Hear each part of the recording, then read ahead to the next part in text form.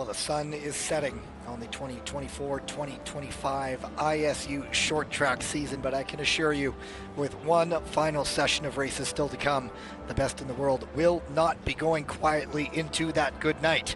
Welcome inside the Capitol Indoor Stadium in Beijing, China, for the final time this season for the 2025 ISU Short Track World Championships. Gavin Day, Tyler Dara alongside me. Tyler, once again, thank you for filling in for me this morning. And I can assume going into this last round of action, we're going in full throttle.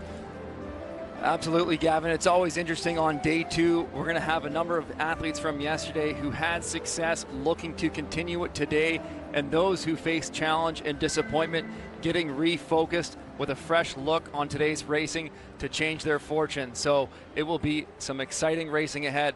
The Canadians putting up all kinds of golden numbers yesterday. 3 gold medals, 1 silver medal. You see the schedule. As always, it's the same format as the World Tour. We begin with our mixed relay B final and A final. The Canadians looking to add yet another medal to that tally, but Poland on the board yesterday in the women's relay, also in that A final for the mixed relay. Individually, we have the women's 15 and 500, the men's 1,000, and then ending as we always do with the men's 5,000 meter relay. Like I said, if you've watched the World Tour all season, it is the exact same schedule. So you look at the officials who once again have been busy all weekend long, on the ice, off the ice, all kinds of people involved with putting this together. Starting to get emotional as the end of the season approaches here, Tyler. Well, it's been a great year. It's been so much fun to be here with you, Gavin, over the course of the World Tour, and it once again at the World Championships been absolutely special for us. So thank you to the ISU for having us be involved. We can't wait for these races to come. As always, kicking it off with the bang in the mixed relay. I love starting with the mixed relay. We see those medal events coming quick and fast. Athletes walking in. The hotel is just across the street, essentially. There's Don Gino. I think he's given away a few of those hats this weekend. But the hotel is right across a highway. There's a bridge that goes over and pretty much fans the whole way around. And Jens Bennett walking in this morning, some news with him. And that is he will not be racing today. And that includes the mixed relay final. He has an ankle injury. X-rays came back negative, but they're not going to risk further injury with him. So that will shake things up. Well, it's a huge loss to the Dutch team to not have the likes of Jens van Wout for this mixed relay. He's always been their finisher, their closer. He's always so strong in the final 2 laps, be it in the lead or behind to make a pass. So a serious blow to that team. We will get things going with the B final in the mixed relay. The semis were held yesterday. So Korea, Belgium, the United States, and Japan. And so obviously Korea not going to be on the podium, barring the unforeseen. I don't know what might happen, but they did not get on the podium yesterday, so the storied program will be out to get something today. I'm just noticing right now, Gavin, I don't see the Korean team getting You are right. on the ice. That is correct. So it will be 3 teams. And if you're looking for the U.S., you'll see Louisiana Stahl and Julie Lataille. And from what I do understand, you might know more than I, Kristen Santos Griswold did not get fit enough to compete, and so they will not risk anything further injury after picking up a collision with Dene Blay the other day. Yeah, from what we understand, it's just a precautionary decision to ensure that Kristen Santos was okay. Obviously, next year is an important season, and you don't want to make anything worse. Ready. It is Tinnika Dendalk, Lataille, as I mentioned, and Kurokawa Ki getting things off. Set exchanges, 2.5 laps for each skater one time. Second time around, they go 2 laps. And it will be Hannah de Smet coming in for Belgium. Wonderful day for that Belgian program and the de Smet family. And they could continue that very well. Well, a different look for the American team with the absence of Corey Stoddard this weekend, and now the withdrawal of Kristen Santos Griswold, but what a great opportunity for Louisiana Stahl and Julie Lataille to get some experience here in the mixed relay today. It is Desmet and Kashimamide behind Stahl. It is Jean Chouai, the youngster, coming in. And he has Ward Petre behind him and Yoshinaga Kazuki for Japan. Does not look like Miyata Shogo. I know he has been included. Well, with a busy race schedule, you're always managing the workload at the World Championships. Athletes want to be prepared for their individual events as well, maybe putting less priority on this B final. We see Stan de Smet not here for the Belgian team, which is unusual. However, he had gone through the repechage this morning, so he's going to have to, as I said earlier, manage that workload throughout the day, because he's going to be looking to hit the podium again, as he did yesterday in the 1500 meter with a silver medal. With Alejandro Rivero, the youngster, getting some laps in for Belgium. Yeah, it's usually de Smet locking in that anchor position. Second time in for all these skaters now. Well, we have two inside passes from the Belgian and Japanese team up in front of the Americans now, and Hannah de Smet is dropping the hammer to accelerate, break this race apart.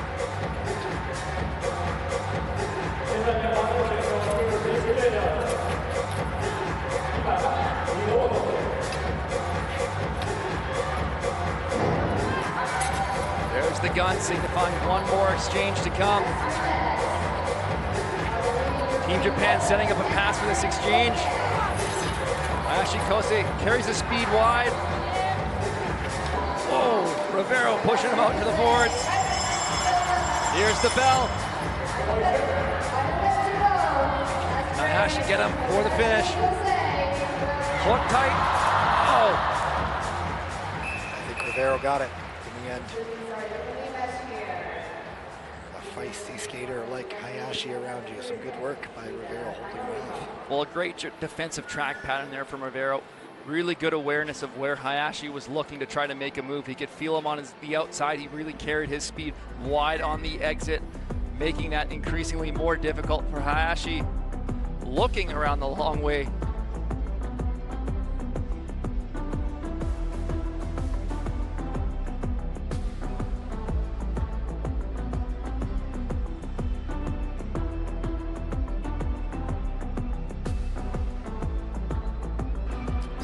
Final. Of course, that leads ultimately to the A final. You're looking at the last shots of that B final. The lights are down here inside the Capitol Indoor Stadium. That means the introductions are just about at hand, and we will throw things down for those introductions.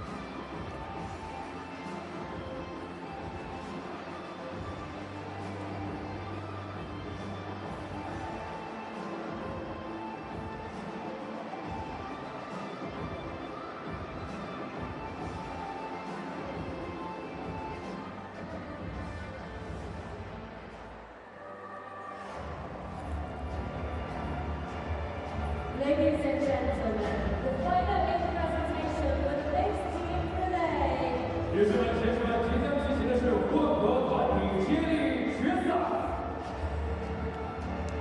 Men number 1, Team Netherlands. Dr. Rosenborg, Michelle Rosenborg, Tom Ford, Dan Ross. Lane number 2, Team Italy. Gianna Beck, Morgan Julian, Diego Sinal,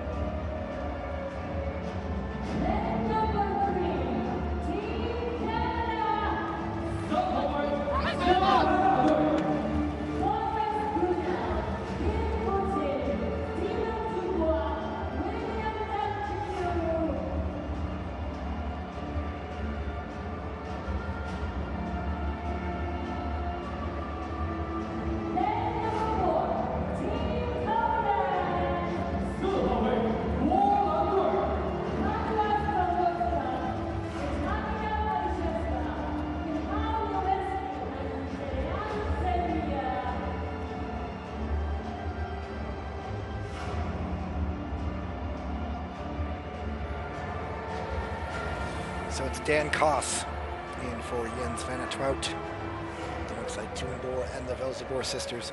Just like yesterday when we remarked Poland had not picked up a women's medal in relay on World Tour all season. Actually, I don't think they got an individual one at all either. Anyway, the mixed relay team did not medal. Here they are again in an A final. Can lightning strike twice? It is Michelle Velzebor, Kara Betty, Kim Boutin, Natalia Malashevska to lead things off. Go to the start. Ready. And I remarked yesterday, the only time a Velzebor does not get the front off the line is in a race involving Kim Boutin. It's happened again. I think it's absolutely a strategic choice by the Canadian team to put Kim Boutin on the line to win this opener. The mixed relay, only 18 laps. You want to be out front right away. You get right into the speed of the race, and you want to have clean exchanges. So that lead position is crucial. The Dutch set the world record on Friday in the quarterfinals. Canada ending with William Dongenou and Steven Dubois. Nice inside pass from Sandra Velzebor on France Brunel.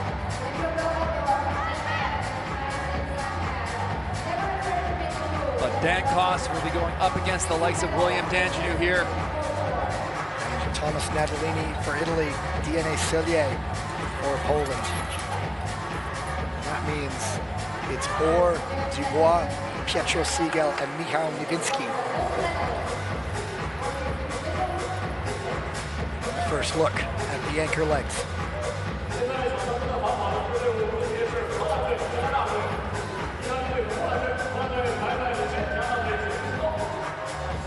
Teams just sizing each other up right now. You want to wait and strike when you have a good opportunity. Don't make any desperate passes too early in the race. And the women are back on the ice. And the Dutch keeping the same order. Sometimes they switch. The Velzebor sisters, but some separation beginning as Betty slips to fourth for Italy and Malashevska jumps up to third. Sandra Velzebor's top speed has been unmatched this weekend. She's going to look to try to put some separation between the rest of the teams. Oh, and Sandra Velzebor catches her toe to go down. That opens the door. We have 3 teams on the ice. And no one has tagged up. It's still Sandra Velzebor on the ice. Her sister comes by. It's William Dongenou, DNA Cellier, and Thomas Natalini. One more exchange coming. It will be Dubois, the new 500-meter world champion, in to finish things off.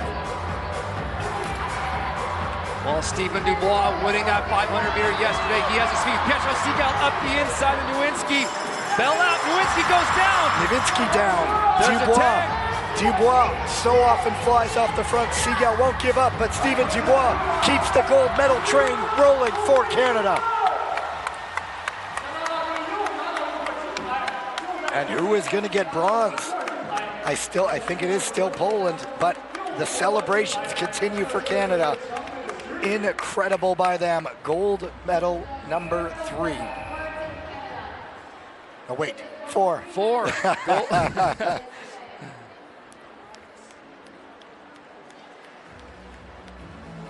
Well, that will be very frustrating for Sandra Velzebor. We saw the emotion yesterday after the bronze medal in the women's 3,000 meter, hoping to start things off a little bit better today. But the Canadian team delivers again, and we gotta wait for the official to see who we get for bronze. It is Poland. It's Poland.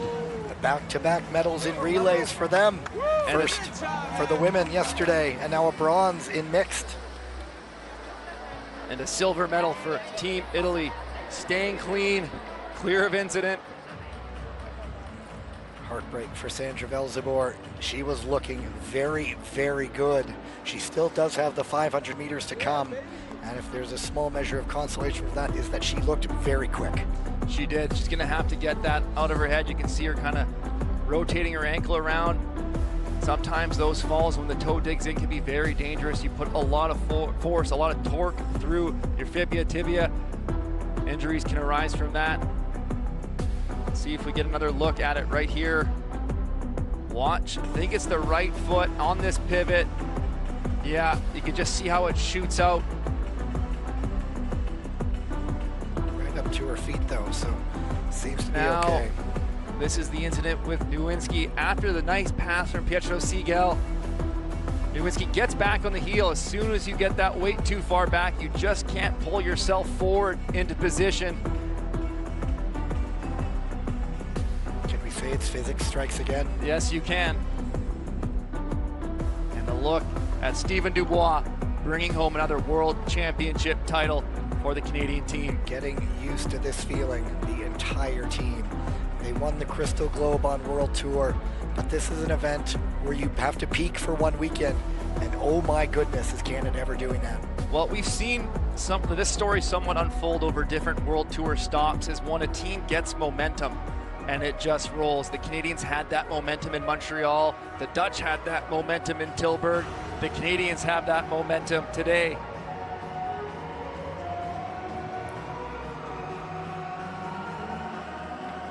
We will throw it down for the victory ceremony. Another time, the Canadian Maple Leaf will rise to the tune of O Canada.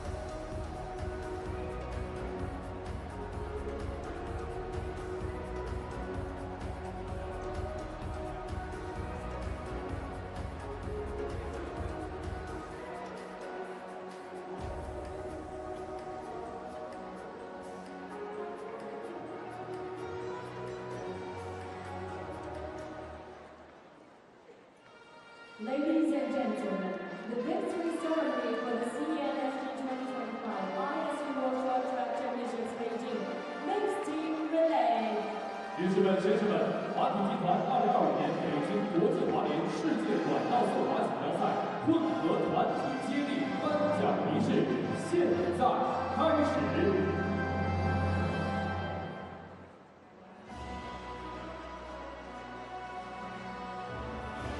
Medals will be presented by the ISU representative, 为获奖运动员颁发奖牌的是国际滑联代表。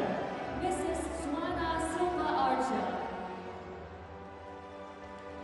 Gifts will be presented by Chief Referee, 为获奖运动员颁发奖品的是裁判长。 Mr. Bulash Kumel. In third place, bronze medalist representing Poland, 获得铜牌的是波兰。 Kamila Stolowska, Natalia Maliszewska, Michał Nowicki, and Diane Celia.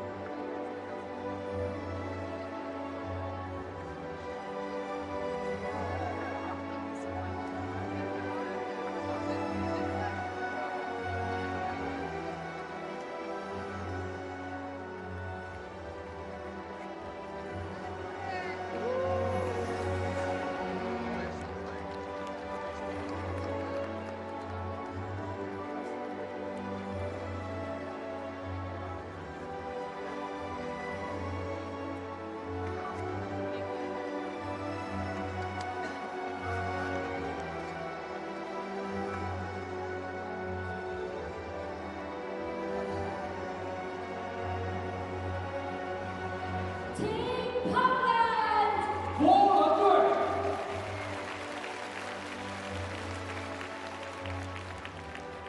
In second place, silver medalist representing 获得银牌的是意大利。Gianna Betti, Claudia Ioniati, Pietro Sigal, Thomas Natalini.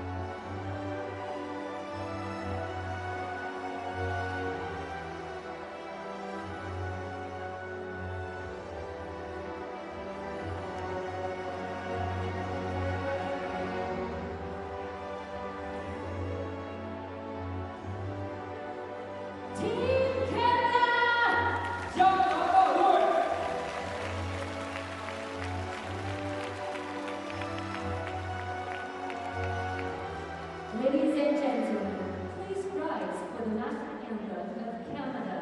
女士们、先生们，奏加拿大国歌。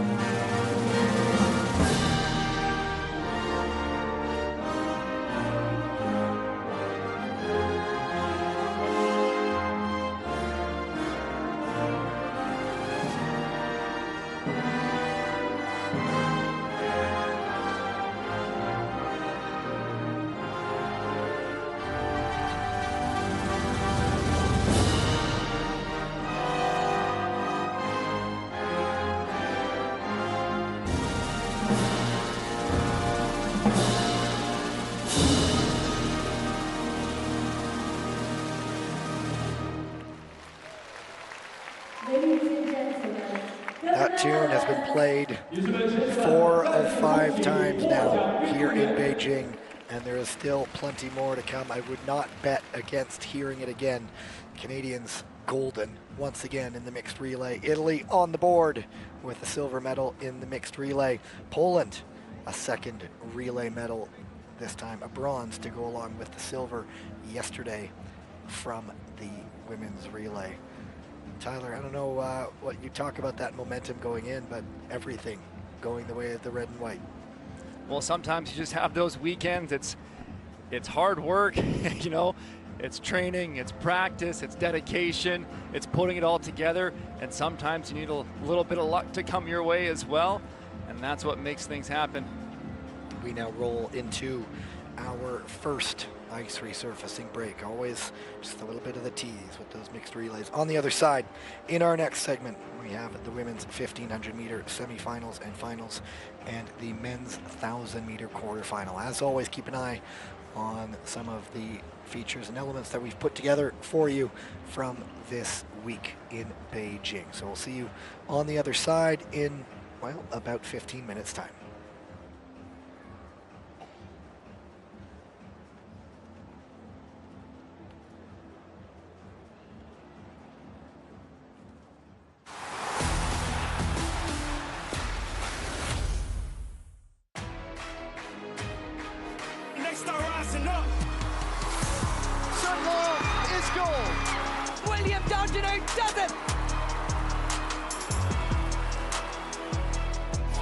There's a collision there, both go down.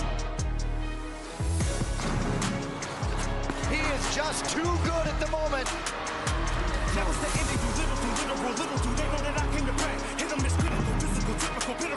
A moment to savor. Can Yuri will win on high line? Just about with my name. Three skaters going for it. It is illegal. What you think it's a game? You will not leave the same. I'ma show you who reigns. It's the final day of the international short track season. Tyler Dara, Gavin Day here in Beijing at the 2025 ISU Short Track World Championships. Now, Tyler, a big off season is just around the corner. The Olympic season is coming up, and so a lot of skaters want to head into that off season with some momentum. Absolutely. Well, we got to finish today, right? There's still one day to go before that off season comes, and the pressure's going to be adding up. We've crowned some champions already, but we have other skaters who haven't got that championship title yet, and they're going to be feeling the pressure to deliver today, and it's going to make for some interesting racing. 4 world champions were crowned yesterday here in Beijing. Let's take a look back at some of the highlights from that action.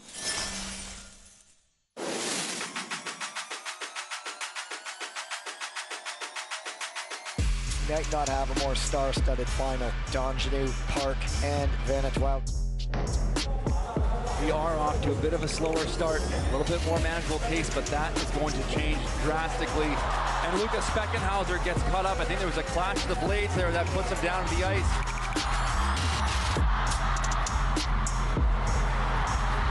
Donjanu hits the front. Donjanu at the front, and that is all she wrote. He is going to push.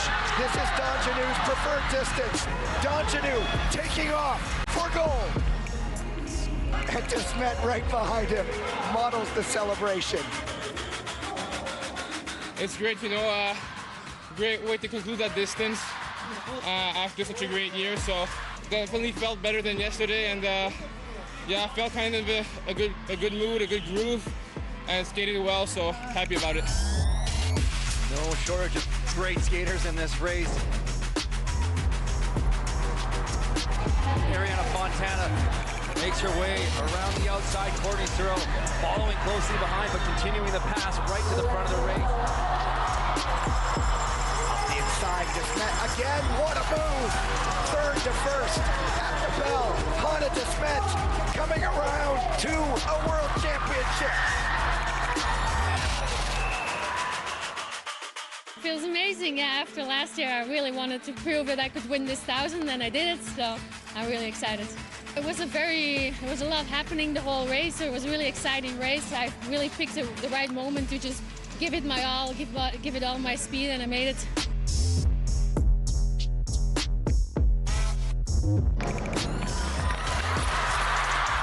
And it is Dubois out to the lead. Nikisha on second. Nikisha looking to set up inside. Dubois holding him off. Can he stay on his feet? Yes, he can. Can he now say it? Finally, Dubois, world champion. A defensive masterclass. It means so much. Like I've said in past interviews, it was the only medal I had yet to achieve, and to get it in a single distance, individual distance, means so much to me. I've worked so hard. I've been so consistent at the 500s in the past few years, but I think for it to all come down this year, I think it's especially special for me.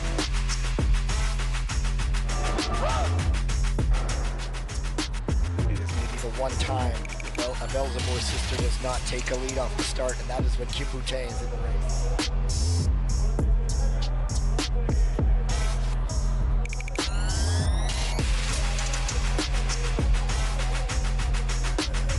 On the exchange, it's Poland in the lead. Canada has been in dreamland all day. Is this going to cap it off? Canada flying high. We really wanted it, but to get it, it was about not focusing on that title and on all the things that we had to do. And I think that's why we've been able to accomplish what we just did. We were locked in on the process. I mean, being the finisher is kind of really cool because when the team gets it, you're the one celebrating first, pressing the line, and then you can just like go with all the girls, the coaches, like all the staff. It's just really fun. I think we're all really proud, and it's a cool environment to be in Team Canada. We won Crystal Globe this year, and we're just having so much fun doing what we do best, skating.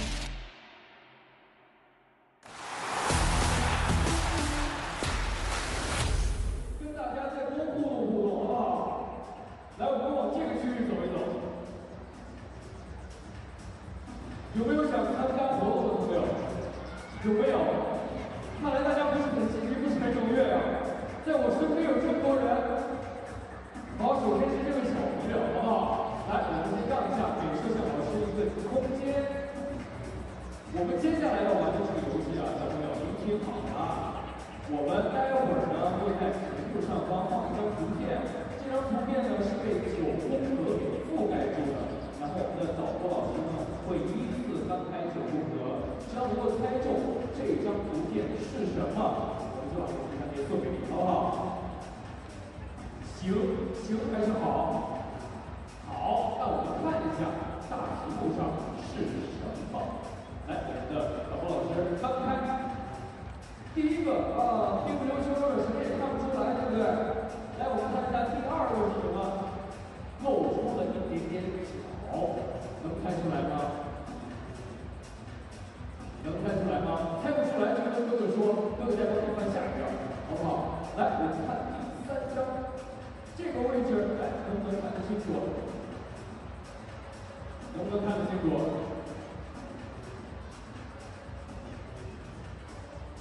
水立方确定吗？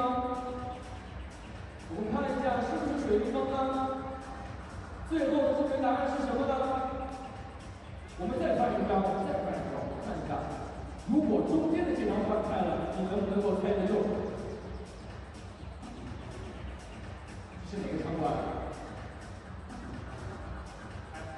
这是5棵松，对不对？我看一下是不是5棵松？没错，5棵松体育中心啊！恭喜这位妹妹，回答正确，我们把这个卫生巾送给您。我们接下来往那边走一走，好不好？ 看来这个小朋友非常的热情，把我都堵到墙角了啊！那我们这样吧，我们后面还有很多的机会，让我先往那边走一走，好吧？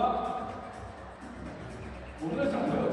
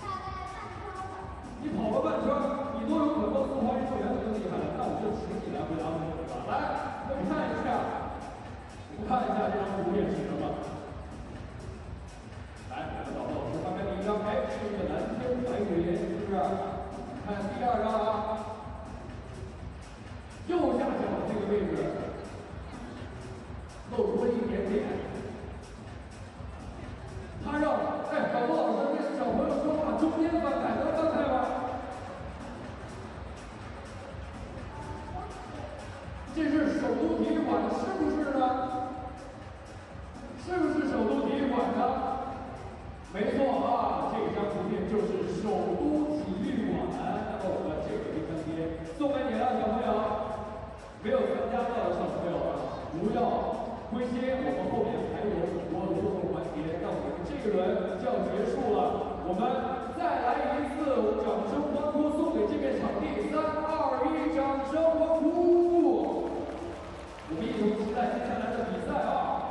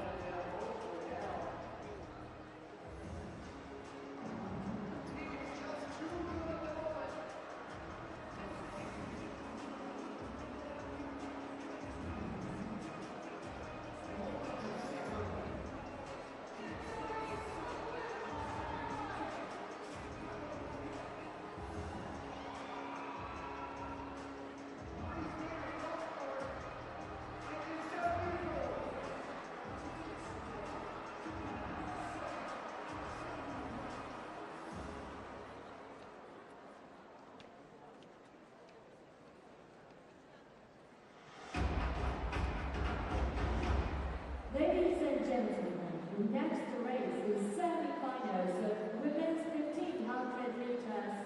女士们、先生们，即将进行的是女子1500米半决赛，各位准备好，尖叫声！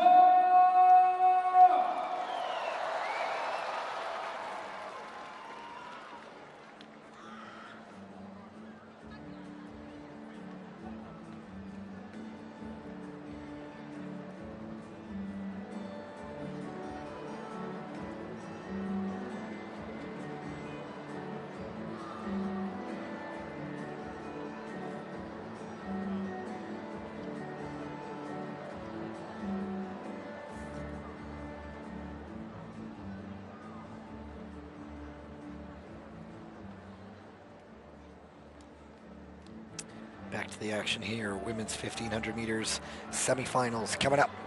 3 heats, top 2 from each race, and up to 1 fastest third place skater will go for the A final.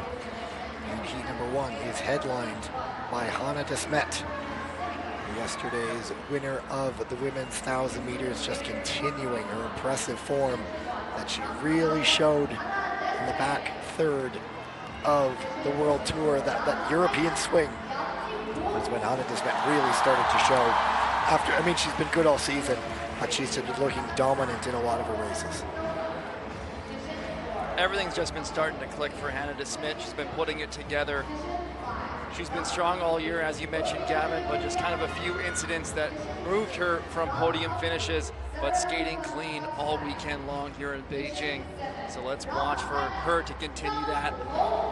Missing the likes of Kristen Santos Griswold, Corey Stoddard, and Zandra Belzebor in the 1500-meter event today. So opening things up a little bit. De Smet yesterday, semis and finals, made a pass to go from third to first in one straightaway. It's De Smet, Yang Jingru, Olga Tikhonova, Choi Min-jung, Gloria Yoriati, Sarah Luka Baksky, and Zhang Chutong. Go to the start.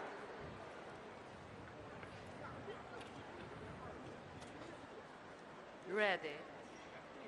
The home crowd have just had the one bronze medal to cheer on so far to Liu Xiaowang yesterday. They have two of their skaters vying for an A final, but pretty good field. We learned this morning an unfortunate incident for Liu Xiaowang yesterday with that fall in the men's relay. He actually suffered a small laceration to the leg, so he's going to be a race time decision for the Chinese team. I heard he still wants to skate. I would be surprised if a skater suddenly decided to go, I don't want to skate. Even if their foot is falling off, they'll probably say, I still want to skate though. It is Yang Jingru on to the front. Yoriati already was yesterday in the B final for the 1,000. Choi Min-jung choosing a strike on the outside to get to the lead. She knows that attack from Hannah de Smet is going to be coming at any moment. She wants to be positioned well near the front. De Smet is in fifth right now. And you hear the ovation as Yang hits the front. Watch for Hannah de Smet. Looks like she's about to wind up.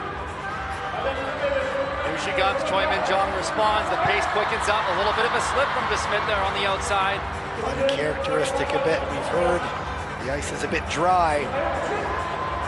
Yoriati tries for second. It's Choi Min-jung on the front. De Smet takes a little bump from behind there. Choi Min-jung picking up the pace. That's going to make things challenging for de Smet. There's some work to be done to get around. De Smet winding up to try again now.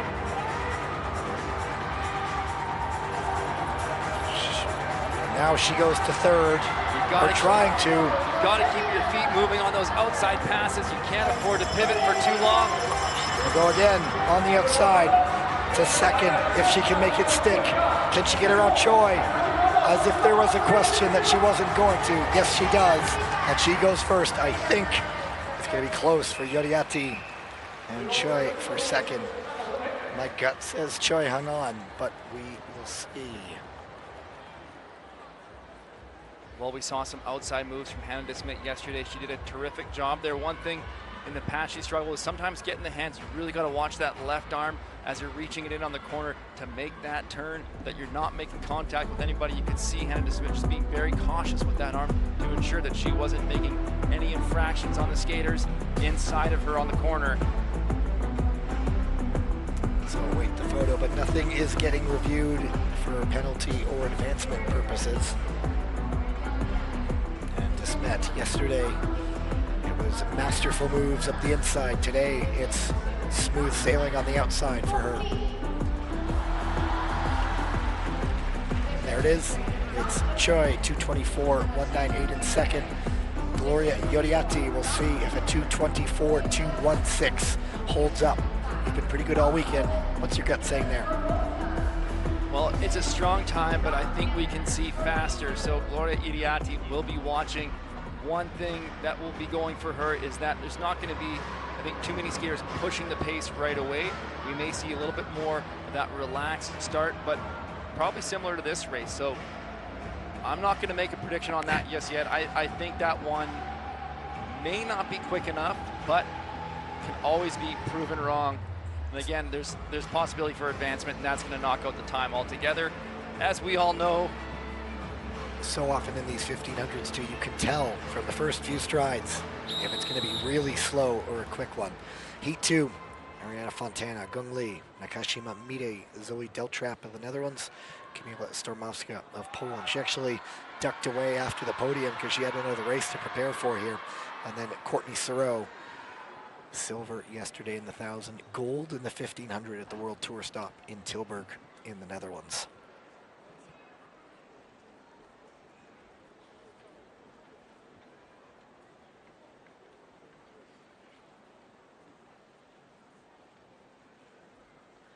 Go to the start.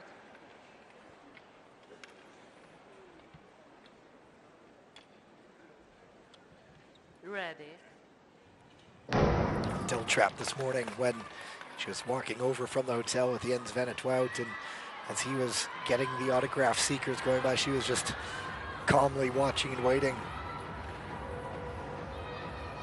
so just noticing there's only 6 skaters in the next 2 semifinals. That would be as a result of Kristen Santos Griswold and Danae Blade, who had already qualified through in the qualifying date, not racing today. So the removal of those 2 makes these next 2 races only having 6 skaters, opening up a little bit of room on the ice. We said it a few times, it was a scary collision between the 2. Fortunately, injuries are not that bad. I actually walked back yesterday with Blay, just chatted with her, and there are some concussion symptoms, but things are fortunately minor. Can you gauge much from that start? It was what seemed a slower one. Yeah, this is a slower race. I don't think this is going to be challenging that 3rd place time of Gloria Iriarty, but again, times may be irrelevant. But Courtney Sereau now winding it up. Ariana Fontana responding. As soon as you hear those feet moving, you hear kind of a click of the blades behind you. That's your sign that someone's making a strike. Ariana Fontana just quickly responded to that action. Courtney Sereau now gets the lead, followed closely by Zoe Deltrap. Deltrap also wise to the situation.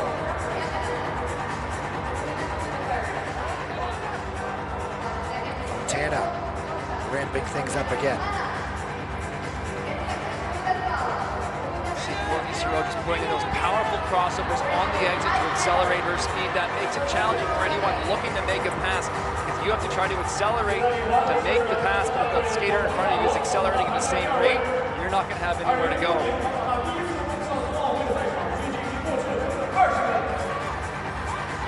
Deltrap battling in for 3rd, looking to go up the inside. Fontana's not giving up any room, but Deltrap sneaks into 2nd.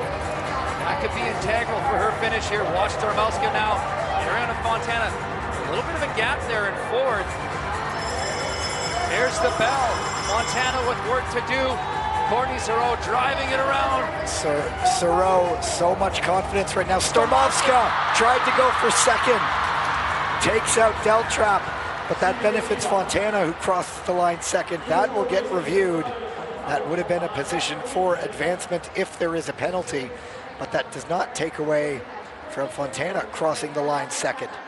Well, I think it was a bit of a late maneuver by Stormowska. We'll wait to see the replay, but we talked earlier about sometimes you just need things to go your way.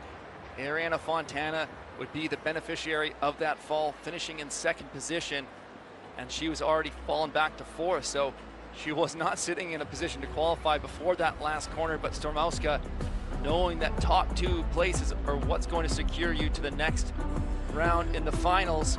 It is Stormowska being reviewed right now, and that would, if there is an advancement, that would throw away that 3rd place time for Gloria Iriarty. Here it is. Well, Stormowska was ahead, but it was a late pass.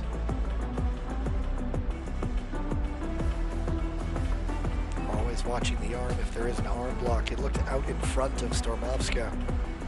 And Zoe Deltrap was sitting in 2nd position.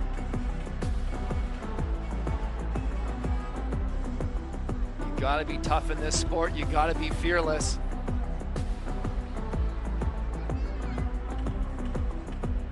Yeah, they're looking at a possible late pass there as Tyler called. The review's decision has been made. After review, penalty number 13 from Poland and advanced number 94, final A. There you go. That's Del Trap going to the A final. Sitting right next to Starmovska, who's gracious and says congratulations to her. These skaters spend so much time together. They're friendships too, on and off the ice. But it's Sorope and Fontana and now Del Trap getting advanced. And so no more third place time on offer. Well, a great skate from Zoe Del Trap. She's really improved over the course of this season, now making her way to the A final of the 1500 meter. Here's a review of that late entry. Stormoska trying to jump up the inside of Del Trap on the last corner. She did not medal individually, I believe, on World Tour. And so with sort of some transition in that Dutch program, Suzanne Schulting over on long track, that still ankle injury kept her out early. Selma Poutsma also injured. Angel Dahlman was in early, but she's really moved over to long track as well. So Del Trap and Dina Van Oorschot really getting a lot of reps this year. Well, Del Trap taking full advantage of this experience and this moment here in Beijing. Heat 3, Petra Venkova, Eliza Confortola, Nodo He, Rebecca Shiliche Nemeth, Kim Gi-lee, and Chloe Olivier.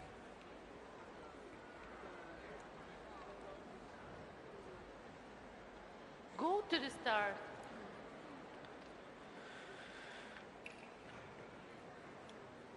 Ready. Confortola, silver in this distance in Tilburg in the Netherlands. She followed that up a week later with a bronze in the 1000. Really one of those skaters in that Italian program who, another one making big leaps this year, but with that third place no longer possible, the chess match begins. Apart from the skaters we've already been reporting, we also have Kim Gi-lee from Republic of Korea. Olivier, Canadian-born skater from France. And Chloe Olivier Born in Longueuil, just outside Montreal. That French program does some training in Bormio in Italy, but they do have a base in Font-Romeu. That's in the Pyrenees, southern France, near the border with Spain and Andorra. Well, the skaters just waiting, seeing who's going to make the first move. This pace you generally have on lap. Here we go. Now Kim Gi-lee's making a move on the outside. You see Shiliche Nemeth was starting to pick up her feet as well. Shiliche Nemeth now moving to the outside to try to go around. And Confortola taking advantage. When Kim goes, the skaters know they have to be right there. Well, Shiliche Nemeth was looking for the outside, but just never really fully committed to it. Gotta commit on the outside. You cannot get trapped.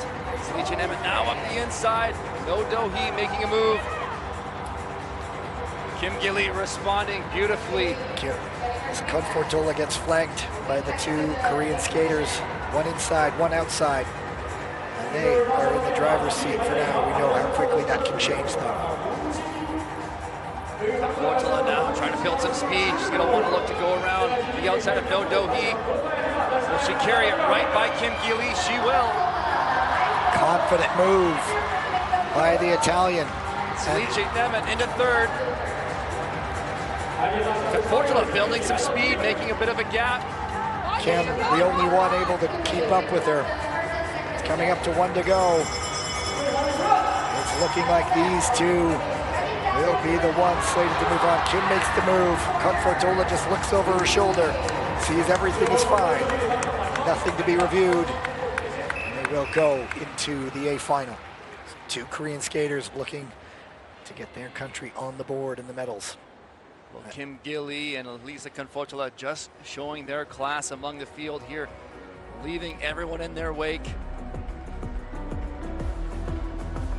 So Korea will have a lot of power there. Choi Min-jong, Kim Gi-lee. That is going to be a pretty good race, if I say so. Here's a look at that response from Kim Gi-lee. She could feel No Do-hee going around the outside. Quick jump into the lead.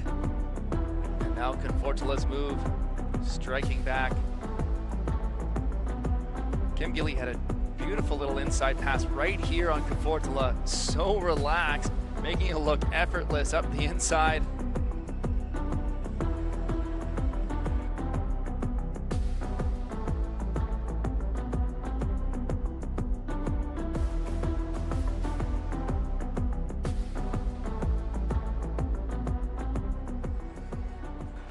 Kim going through results, not official yet, but I'm sure that will happen within seconds. Kim Confortola, they'll be back for the finals in mere moments. The men's 1,000-meter quarterfinals are on the ice. Hey, we're actually looking ahead of schedule. I think they're not supposed to start until 3:01. It's 2:58. Zipping right along. Anyway, there you go. Results confirmed. Men's 1,000, 4 heats, quarterfinals. Top 2 go to the semis, and a maximum of 2 fastest third-place skaters, as you see, who will be in the B and A finals.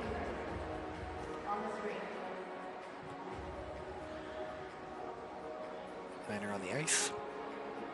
Michał Niewinski, individual podium in the 1,000 this year on World Tour.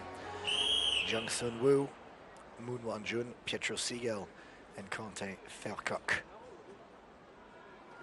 3 skaters ranked in the top 10 in this quarter-final heat.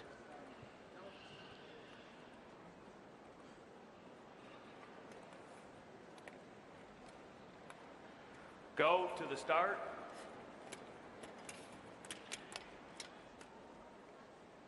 Ready. You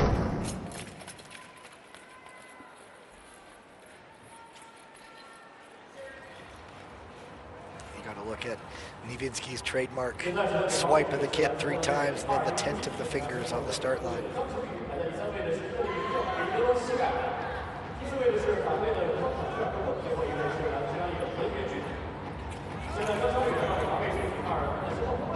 Jang-Sung Woo taking the lead here. He's a very capable passer. We often see him sitting more towards the middle of the pack, not always in the front because he knows how he can move. But Pietro Siegel trying to squeeze into that gap between Niewinski and Jang-Sung Woo. Niewinski responding back. Pietro Siegel able to make it stick. Never count out Niewinski. He loves to make the move. Well, when you have those bumps, it takes some work out of your legs. It adds up. Jang-Sung Woo in the front, just staying clean. Yes, 4 skaters sitting in the draft for now, sizing up their chances. Quentin Vercock and forth, just looking for an opportunity to strike, watching to see if Niewinski's going to make a move. Jang-Sung Woo, though, just picking up the pace. Here's the bell. Niewinski looking outside. Niewinski doesn't have the opening on the outside. He tries inside, it's not there. It is Jung-Sun Woo. Niewinski's going to try again. He might have just come up short. That was tight at the finish. Didn't have a great angle to see it. I thought Niewinski might have. Initially, I thought so too, but I think he might have gotten a little too early, and Siegel had it later, but. Well, Siegel will just fight to stay on his feet there. Did a good job of that, able to get the shoot. We will wait for the photo finish now. Nothing getting reviewed other than that finish line.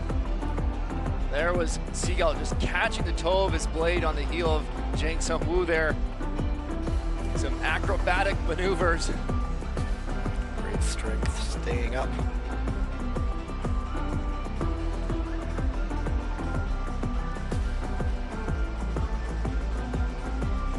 Here's a look at that last corner.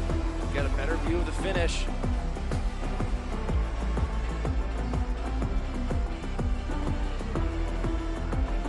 Oh yeah, I think it's Siegel. Siegel, yeah. Niewinski got the kick out first, but Siegel was able to drive that right in time, regain his balance, and there it is. Just a clutch finish there. I'm laughing a bit for the 3rd day in a row. Ariana and Pietro's mother is sitting right near us. I just saw her swipe her forehead in the relief. Well, it is hot here too. That too. Jung and Siegel moving on. Niewinski will now watch. 126.858. It got quick early, it felt like. but we'll see.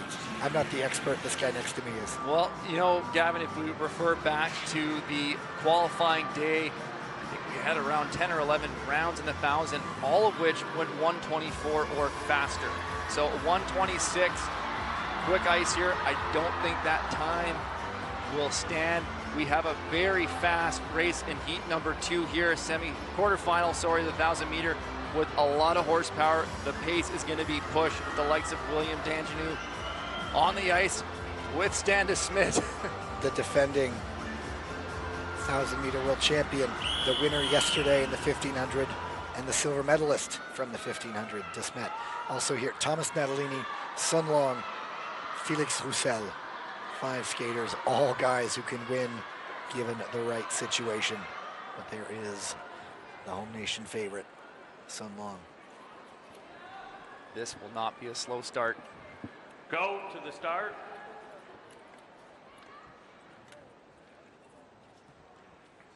Ready. You had the little Freudian slip there, calling this a semi, and just speaks to the growing depth. We will never stop marveling just how deep this is for a quarterfinal. Well, William Danjanu wasting no time to get to the lead. He showed his strength yesterday in the 1,500 meter, controlling from the front, using his track pattern there, but Sun Long's not going to wait. He's going to want to go, and so is Felix Roussel. Roussel up the inside. Beautiful little pass, tucking it behind Danjanu.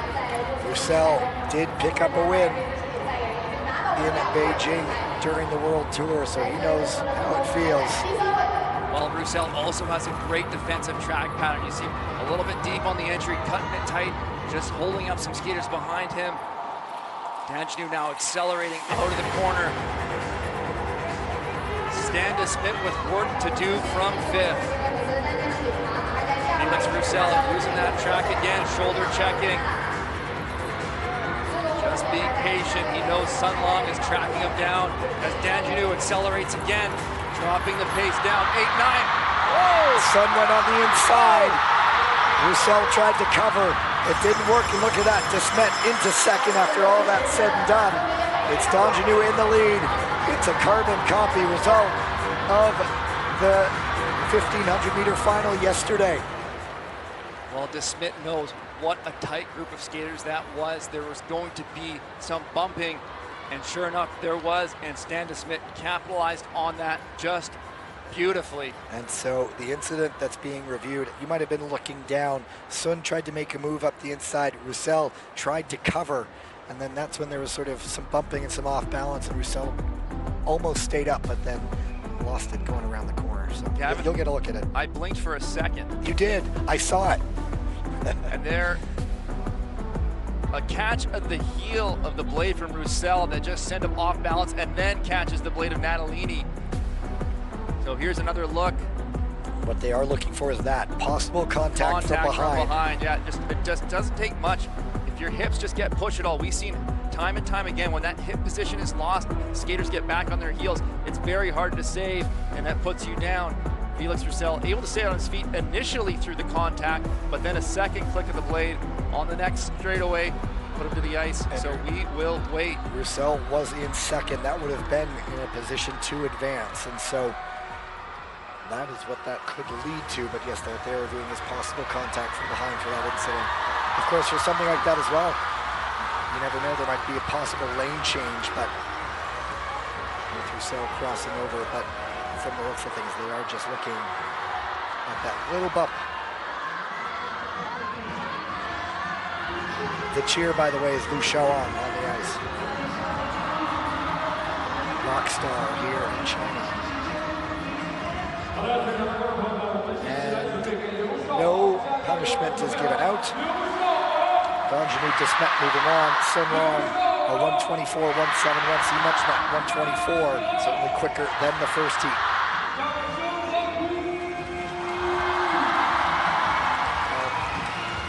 Heat number 3, Liu Shaoan, as I mentioned, Watanabe Keita, Park Ji-won, Kim Gun-woo, 2 Korean skaters, and Brendan Corey, 5th in the 1,500 yesterday, came through the repechage this morning.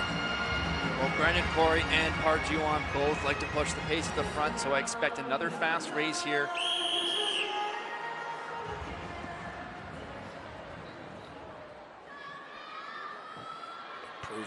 race winners aplenty here. The likes of Kim, Park, Liu. Let's go. Go to the start. Ready.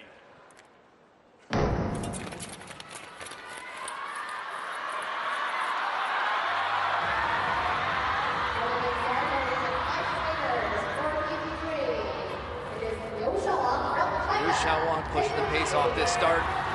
Kim Gun-woo tucking to third, but Park Ji-won says, nope, that's enough. I want to lead this race. Liu has China's only medal at the championships, coming yesterday.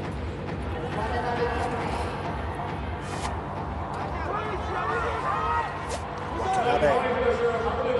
He's trying to upset the apple cart here. We haven't mentioned him yet. But he is a veteran of that Japanese program. Liu Xiaowang looking like he's content defending that second position right now, not applying any pressure to Park Ji-won just yet. He knows the strength and the endurance of Park Ji-won, so he may be happy there in second. Let's watch for Kim Gun-woo and Brendan Corey. Brendan Corey's going to want to look to make a mark now. Brendan Corey up the inside of Kim Gun-woo. Doesn't make it stick though. And now Kim goes with one to go. Kim wraps around the outside. Liu Xiaowang throws in, catches Corey. Corey's holding his neck right now. Oh dear. And so it is Kim and Park, but that's not what we're worried about right now. Oh goodness.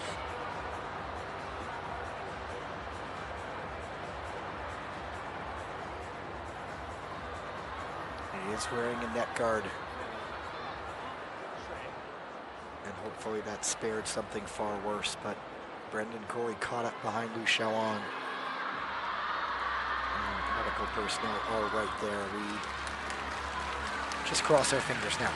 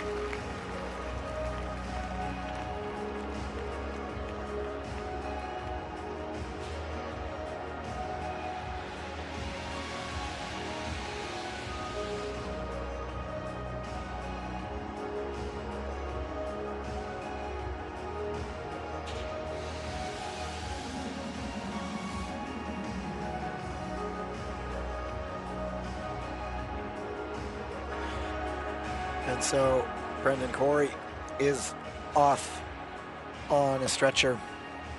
We will not even attempt to guess at what happened. We know family and friends are watching at home. It was a scary incident. Liu Xiaowang losing his balance. Brendan Corey was right behind.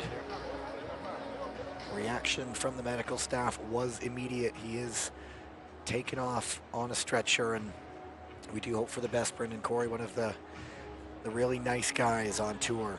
I know we, when we started this season, we'd never really been around much, save for last year in Rotterdam, and Brendan was one of the first guys to wave and say hello, so, and chat with us. And so we hope for the best for Brendan Corey.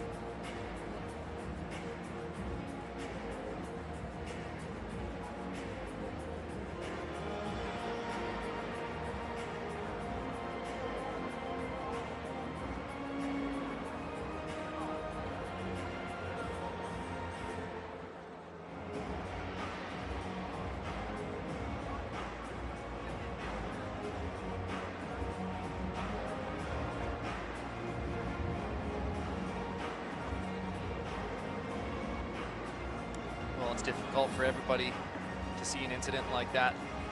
It's always a reminder to everyone that the sport's exciting, it's dramatic, at times it can be dangerous.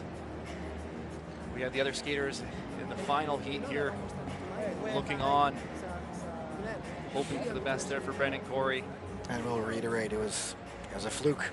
Liu Xiaowang looking like he lost his own balance coming out of the corner, and the skate went up. There is all that safety equipment, and well, anyway, it's a psychological challenge too for the skaters. You see something like this unfold and you're about to hit the ice, you have to do your best to kind of put that out of your mind. You have to ignore that risk that you're willing to take sometimes and just go race.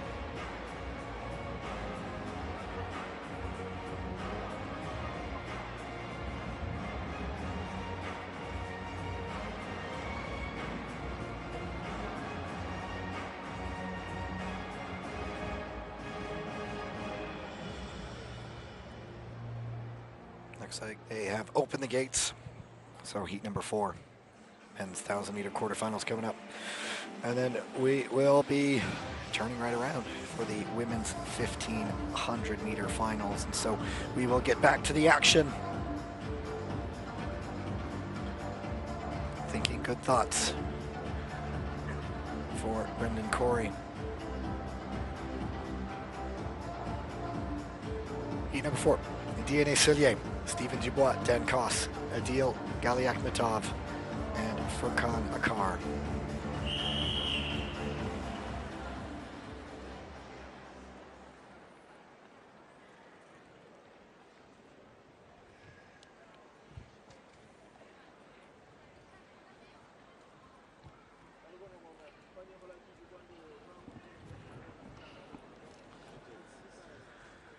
Go to the start.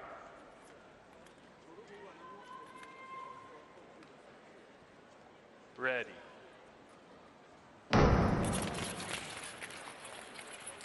Dubois getting his first world championship individually at any level yesterday. Here we have the last stage for men's 1,000 meters quarterfinals.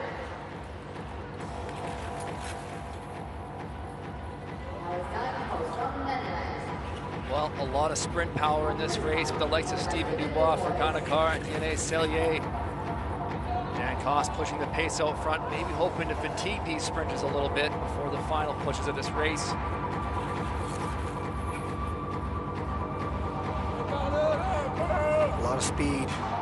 Galiakhmetov, speed, experience, some international medals. Cellier's had a very good weekend, but now Dubois assuming control, and that is a very, very daunting challenge for the skaters behind him.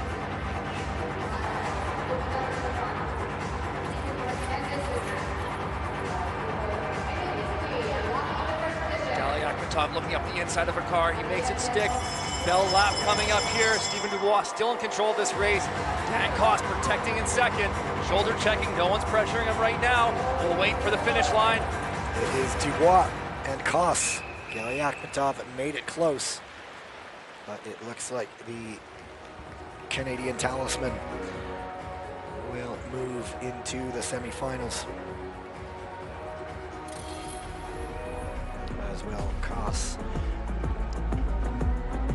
And so we will look for that third place at 124.25 approximately. That would be enough to pick up a third place spot.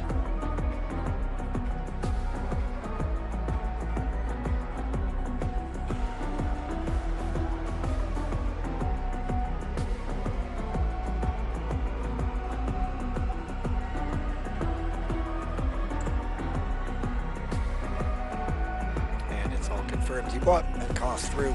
Gali Akhmetov as well as third place. So the two third place times, Gali Akhmetov and Salong.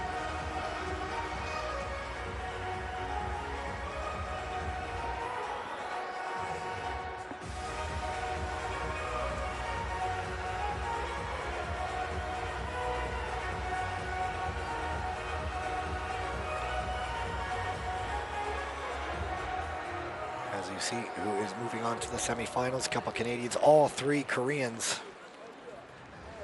And I think they took not picking up a medal yesterday personally. They are attacking on several fronts, looking to get off the board. Now, 1500 meter women's B final coming up. There's Gloria Yoriati, two Chinese skaters, Zhang Shutang, Gong Li, Sarah Luca Backsky, Rebecca Shiliche Nebet, pardon me. I'm trying. Two skaters from Hungary, and Chloé Olivier from France. Next, we will have women's 1500 meters final B.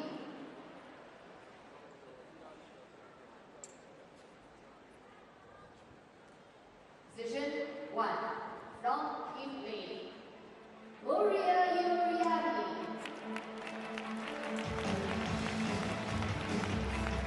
Position 2, from China, Zhang Shutang.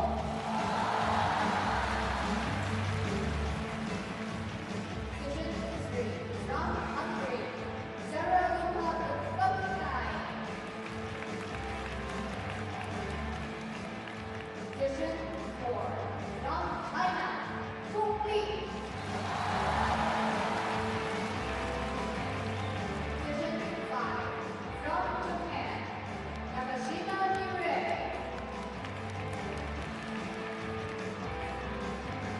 Position 6, from Hungary, Rebecca Zilli-Zilli. Position 7, from France, Chloé Olivier.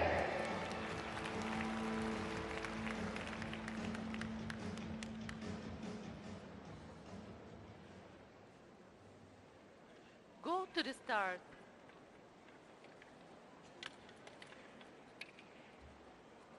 Ready.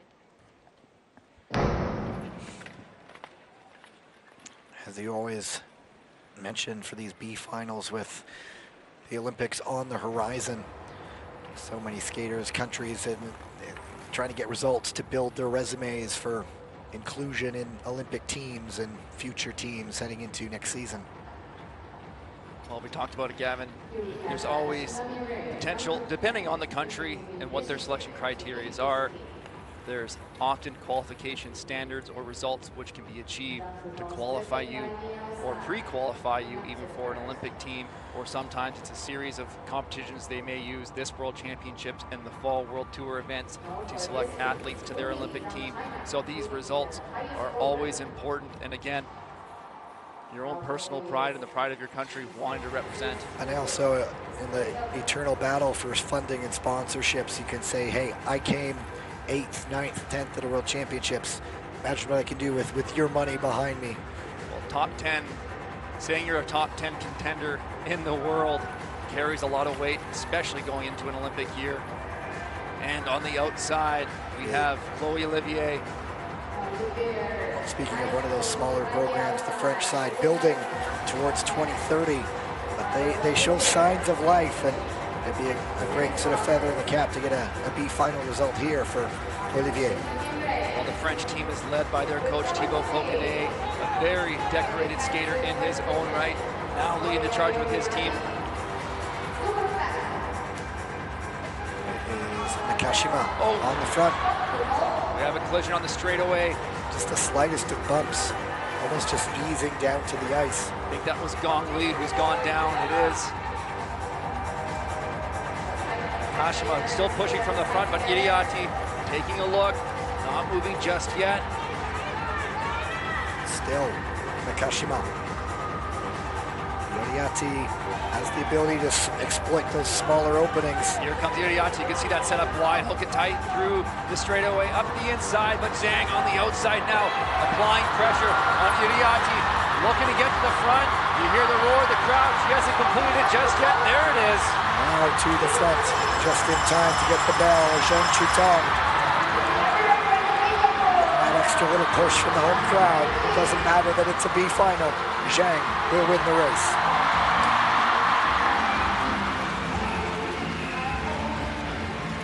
The review of that fall has been cleared.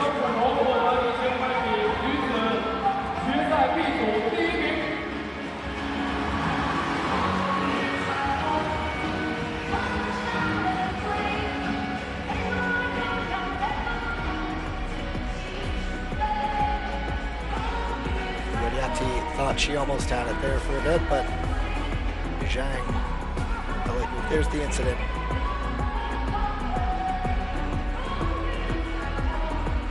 Before we get into the A final, we do have an update from Brendan Corey, and it is about as well as can be expected. You see, we're told he is okay. He's being taken to hospital right now as a precaution. A small cut, the impact worse than the cut, and so a testament to that safety equipment that they wear, Tyler. Well, the skaters we've talked about in the past are all wearing cut-resistant skin suits, typically made from Dyneema, and on the neck area particular, it's doubled up for added protection for those skaters because that's obviously a high-risk zone. Always a scary incident to see, and again, we're still thinking about Brendan Corey and hoping for the best. Like I said, one of the nice guys you'll meet on this circuit. The lights are down. Now buoyed by that bit of good news, we can jump into the A final and award our next world champion.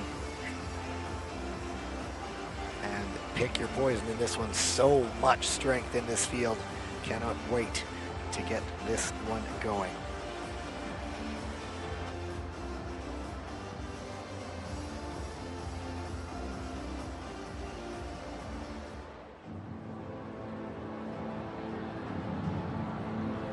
Ladies and gentlemen, the final A presentation for the women's 1500 meters. 女士们、先生们，即将举行的是女子1500米决赛。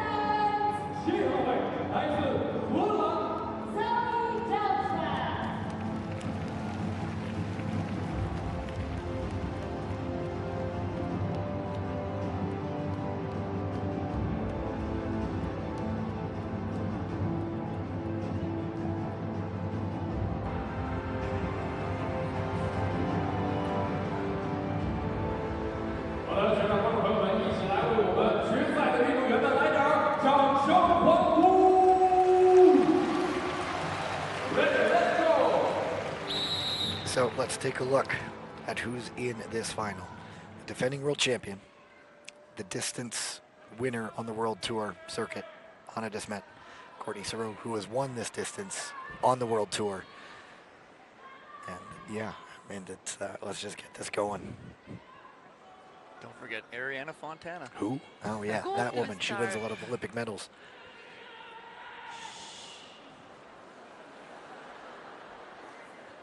Ready. An absolutely proven performer on the biggest stages. Then you look, Choi Min-jong, Elisa Confortola, all skaters who know how to put it together, and I would be remiss if I didn't say Zoe Deltrap. Maybe not the favorite, but she has not shown any fear against these skaters. It's the culmination of a real good year's growth, as you've mentioned, for her. Well, if these skaters were all wearing their international hardware, there'd be a lot of medals on the ice right now. From this year alone, even.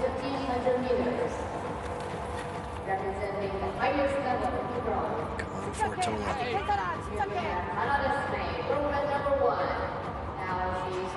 She has been a European champion before. Kim Gilly keeping an eye on Hannah de Smet as Hannah de Smet works the way around. What kind of tactic will de Smet? Will she try to go to the front and drive it away, or will she try to make a pass? Right now, she goes around Fontana and Deltrap following in the slipstream.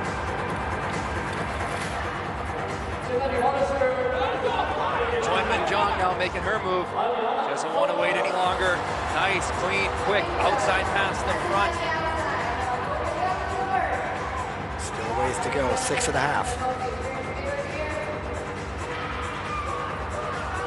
Now Courtney Sarot's response. She wants to get up near the front as well. There's the move. Elisa Confortola looking to join her. This pace is picking up quickly now. Hannah de Smet looking up the inside of Fontana. That was tight there. Now we have Deltrap taking a contact and going down. Confortola losing some footing on the outside. Tucking into third. Hannah de Smet up into second now. That was a quick little move as Choi Min-jong had moved up wide to get to the lead. Choi on the front with 3 to go. A little bit of a gap. Everyone jostling for position. Fontana now making a surge. Watch Hannah de Smet there. No room inside of Courtney Sarot. Choi Min-jong doing a terrific job in the front right now. Looking strong with 1 to go. Fontana goes down. De Smet goes down. Confortola goes down. It's Choi on the front. Here comes Kim Gi-lee in third. Sarot in second. It's Choi. A first medal for Korea. And it's 2 gold and bronze. And oh goodness. Choi Min-jong with the celebration, catching the foot of Hannah de Smet there, but what a race from Choi Min-jong. Just a veteran skate from that lady right there, phenomenal. De Smet is okay, everybody is fine. What was I saying about perhaps taking it personally that they were shut out on day 1? Pending one more review, one has been cleared, but Korea currently gold and bronze.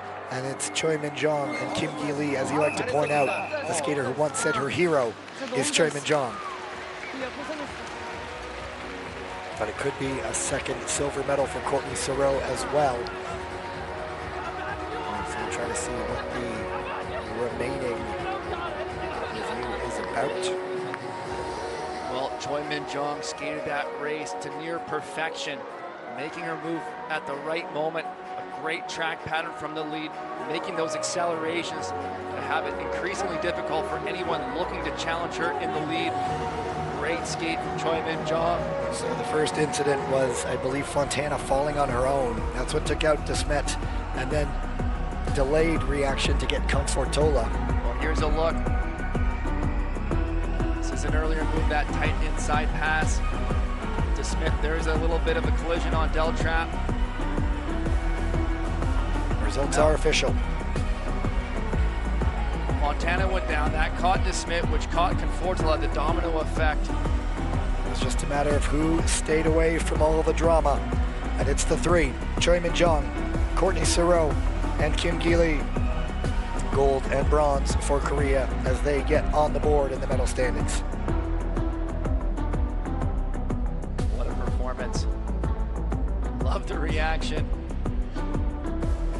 Great race from Courtney Soro as well. The short track Mad Nation.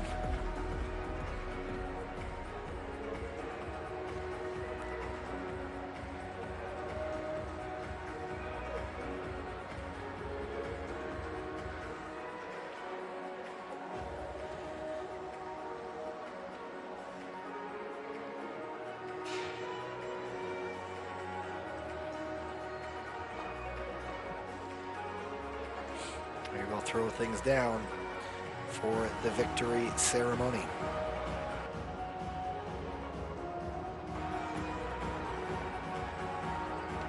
Just a reminder, after this we do head into a flood break. And then on the other side, men's 1,000-meter semis and finals, 500-meter quarterfinals. Ladies and gentlemen, the victory ceremony for the CNSG 2025 ISU World Short Track Championships Beijing for the women's 1500 meters. 女士们、先生们，华体集团2025年北京国际花莲世界短道速滑锦标赛女子1500米颁奖仪式现在开始。 Medals will be presented by the ISU representative. 为获奖运动员颁发奖牌的是国际滑联代表 Mrs. Suana Silva Archer. Gifts will be presented by Chief Referee. 为获奖运动员颁发奖品的是裁判长 Mr. Balash Govel. In third place, bronze medalist representing Republic of Korea, 获得铜牌的是来自韩国 Kim Joo-lee.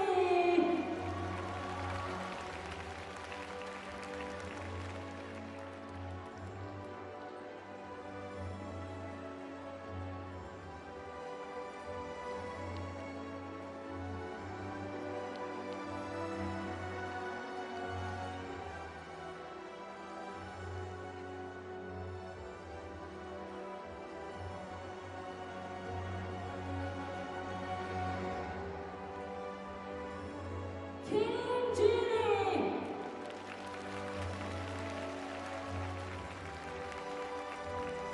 In second place, silver medalist representing Canada, 获得银牌的是来自加拿大 Courtney Soro.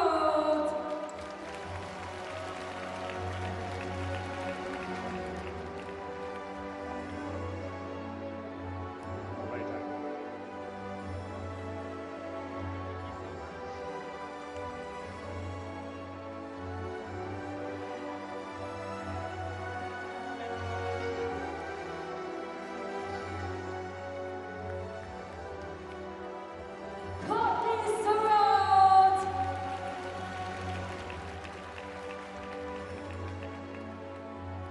In first place, gold medalist and world champion representing Republic of Korea, 获得金牌并取得世界冠军头衔的是韩国 Choi Min-jen.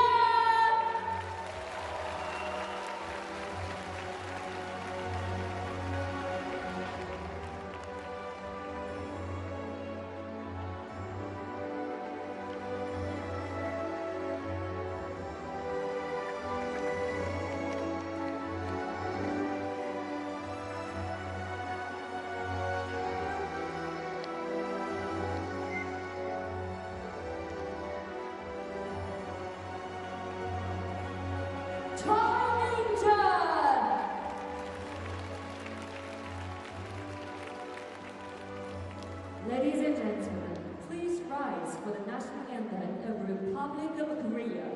女士们、先生们，奏韩国国歌。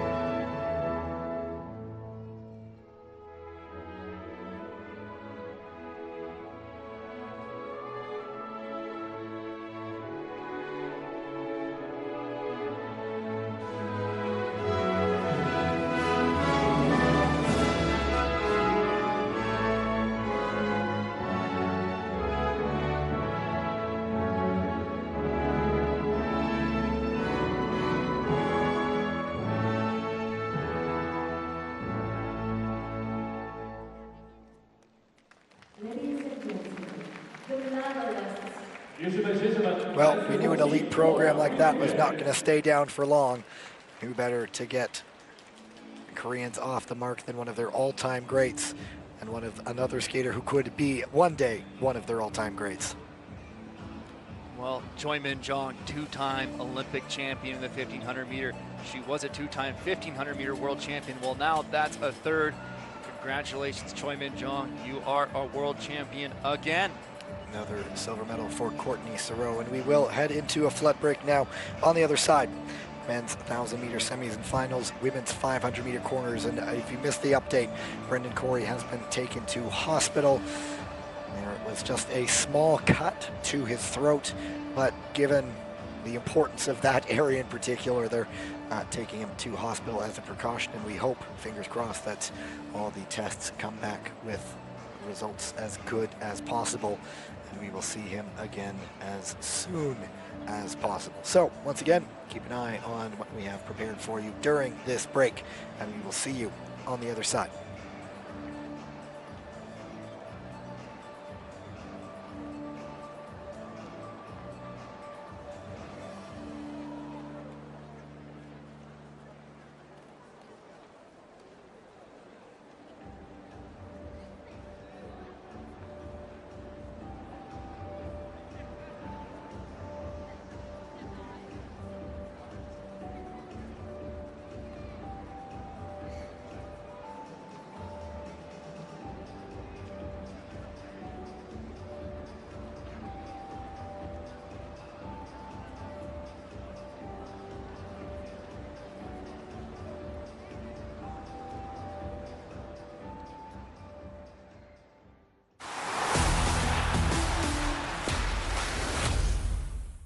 Some more world champions will be crowned today in Beijing as part of the 2025 ISU Short Track World Championships.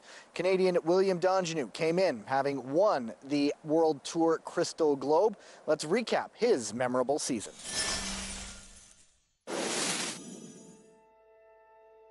He's a great guy. His skating style is really good. You know, he's really confident on the ice. He's pretty humble, he's pretty competitive. He brings something different to being number one, so I think that's fun to see. In this moment, he's the best, and I think he deserved the Crystal Globe for sure. 단진우 선수는 이번 시즌 정말 무서운 모습을 많이 보여줬습니다.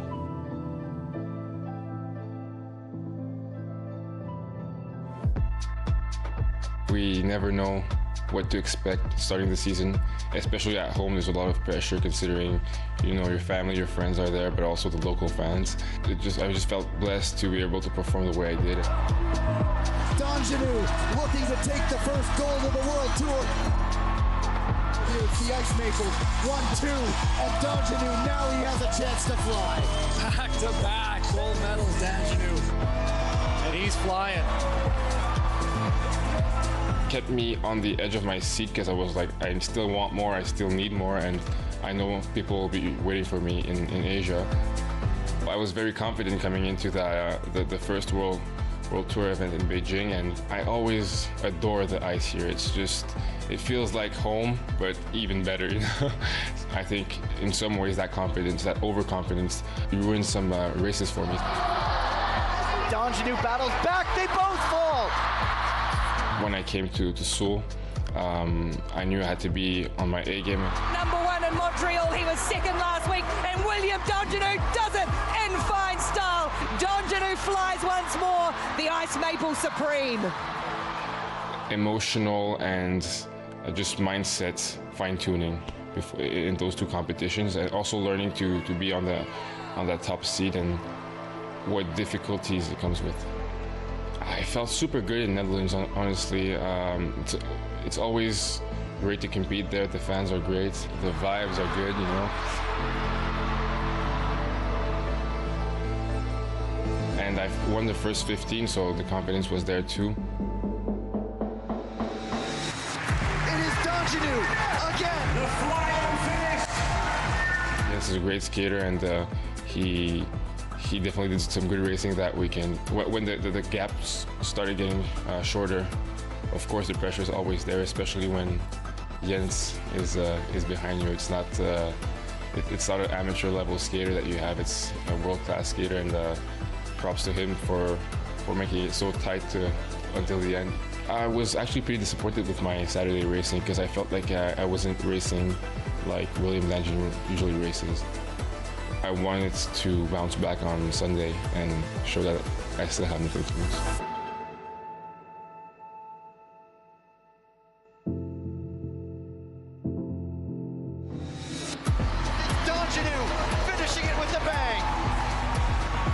Yeah, I definitely built up some pressure, and I was super happy to end the season on such a great race individually. The first thing I thought lifting the crystal globe was, man, that thing's heavy. It was very heavy.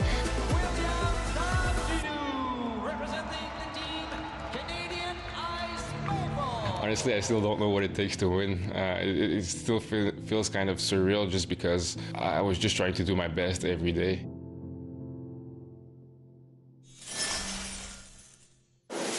Tyler, last season really was just a tease of what William D'Angelo is capable of, picking up a couple wins in the old World Cup and then finishing with a 1,000-meter World Championship. Now, what made him step forward to that next level this season? Well, this year, William D'Angelo showed his ability to compete across the board in all distances, 500-meter, 1,000-meter, 1,500-meter. He wasn't doing that in the previous season. Now he's showing that he can win it all, doesn't matter the event, and that made him such a threat throughout the World Tour. Now, the real breakthrough for him this season came in the 500 meters, where speed really is king. Where did he make those important steps forward? Well, in short track speed skating, it's so critical to have a great team around you, great training partners. And William D'Angelo has the likes of Jordan Pierre-Gilles and Stephen Dubois, two phenomenal 500-meter sprinters that he can work with, follow, train with, and push himself to get better in those sprints. And he's going against the best guys day in and day out in practice to improve his sprints. And also, he's shown an ability to lead from the front. He's a very difficult guy to pass. What does it take to be that tough to pass on the ice? Well, we knew he had the speed and the endurance to dominate a race from the lead in the 1,000-meter, the 1,500-meter, but he's really improved his track pattern this year, his ability to defend from the lead, and even if he doesn't have the lead, his ability to make a pass to the front to gain control of that race, to bring it home for the win, is just unmatched by anybody else on the circuit right now. Coming up, we have the finals in the men's 1,000 meters. That's the event that William D'Angelo won at the World Championships last season.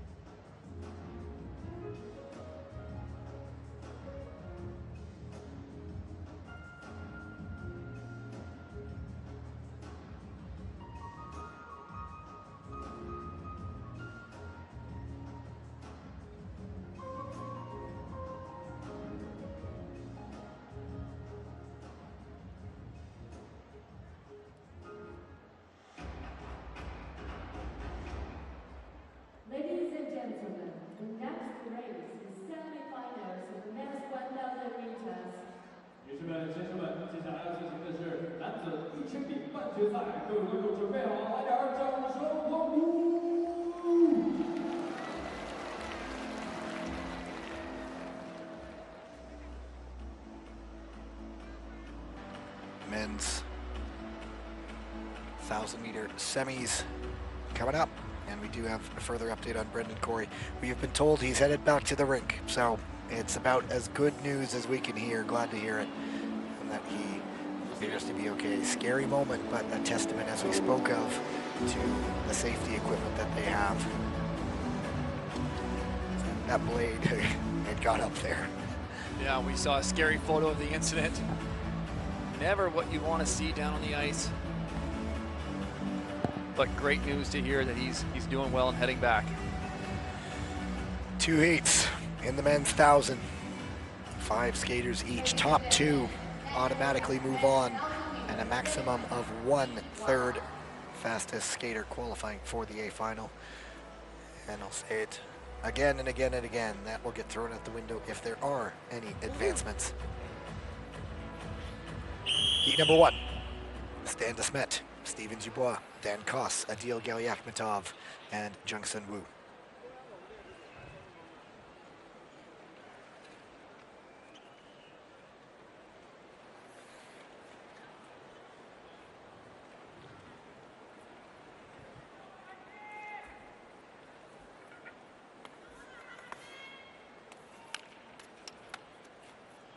Go to the start.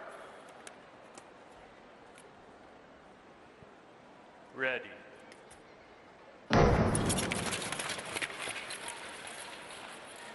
This heat, you pointed out, Tyler, there's a bit more variety in some of the rankings of these skaters. The next one has 4 skaters ranked in the top 10. This one, a bit harder to predict, perhaps. Still going to be a very tough race here. Some very capable passers. You've got the likes of Steven Dubois, who can just fly with his speed. So if it's slower, that will play to his favor. But Stan DeSmet has been just on his game this weekend. Jang Sun-woo back in 5th. Let's keep an eye on him. An incredible passer. Koss on the front right now. DeSmet already a medalist this weekend. And Adil Galiakhmetov, he has World Cup medals in the past, the veteran of the Kazakh program. Well, Dan Koss leading this out, really pushing the pace. That's going to make it challenging for the skaters back and forth in 5th. Steven Dubois, Jang Sun-woo to make their move up to the front. There's a bit of a gap between DeSmet and Koss right now. Dubois was looking, wasn't there. Jang Sun-woo takes advantage of that. Now Jang Sun-woo is looking to strike. Koss leading at the bell. DeSmet right up there. Here comes Jung Sun-woo up the inside. He bumps DeSmet. There's a bump with Koss as well. Galiakhmetov jumps to the lead. And could it be Adil Galiakhmetov going to the A final? I think so. Well, a beautiful job from Galiakhmetov capitalizing on that. We're going to have a review. Steven Dubois got up into 3rd. Jang Sun-woo had made that pass. That could potentially be a penalty there. We got to see the review. Galiakhmetov ranked 49th in the world. The 26-year-old from Oral, Kazakhstan. While the race was going so fast, there was so little room. Jang Sun-woo was just looking to see if he could jump up. There's the inside pass on Stan DeSmet, but it was tight. There's the contact. So it's looking at a possible late pass there on that move for Jung Sun-woo. So if that were a penalty, then Steven Dubois would be 2nd. And would there be possible advancements here? I believe he was DeSmet? 2nd at the time. So yeah. There's Galiakhmetov just capitalizing on the opportunity there. And then Steven Dubois just accelerating through that last turn. The North American term is Johnny on the spot. It slowed down in front of him, and he took the opening. Well, it'll be interesting to see what the decision is. Stan DeSmet and Koss were both affected by that. To the ice we go.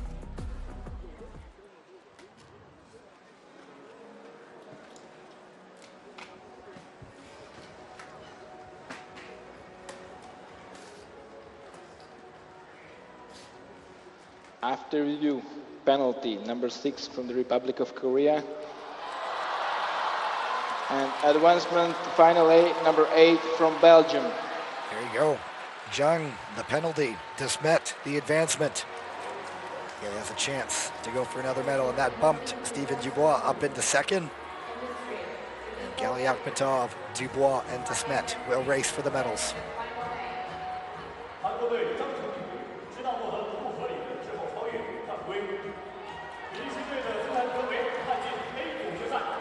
And here's a look again. Just left it too late.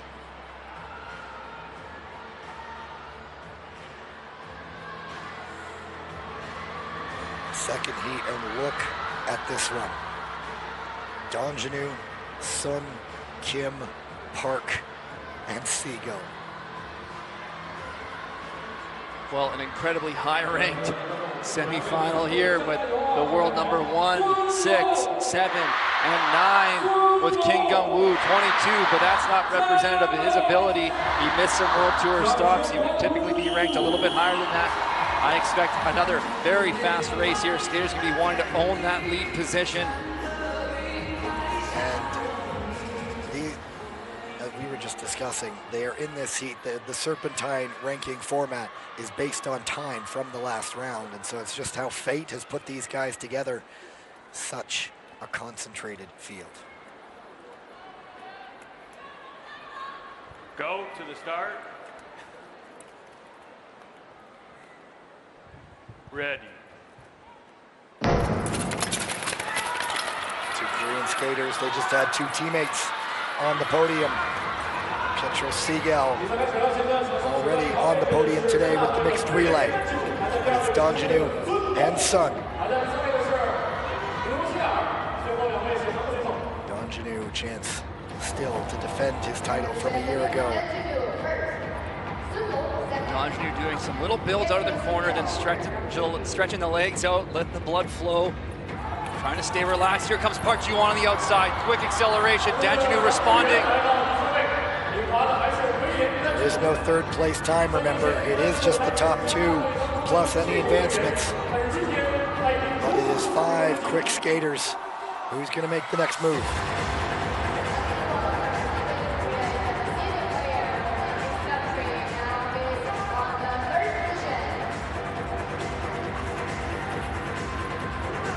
Still Donjanu. Donjanu just controlling this race. Putting a little bit of a gap on Sun Long. Maybe Sun Long's looking to accelerate. That might create an opening for Park Ji-won, but Donjanu just pushing the speed here. It is always a Herculean effort to pass William Donjanu. Sun in second. Here comes Park. Seagull also right there. Park on Sun. The door's open for Seagull. And he gets it. Donjanu takes the heat. Pietro Seagull, again, right place, right time. And when two skaters came together, he was there to jump up. I just got a thumbs up from his family here near me. Patience pays off.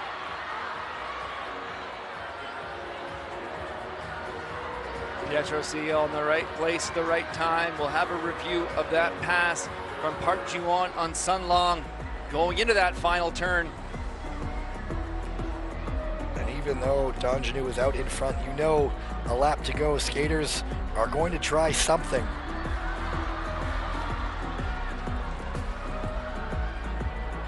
Here's another look at that pass from Park Ji-won. A bit of a stumble as he's trying to make the move. He loses speed there. Sun Long still ahead. I think that's going to be a late entry illegal pass from Park Ji-won, which would result in an advancement. But we'll leave that decision for the officials. For maybe the last time in this season, we get to say, it's not up to us. We get to sit up here and talk about it. Possible late pass, failure to give way is what is being reviewed for Park Ji-won.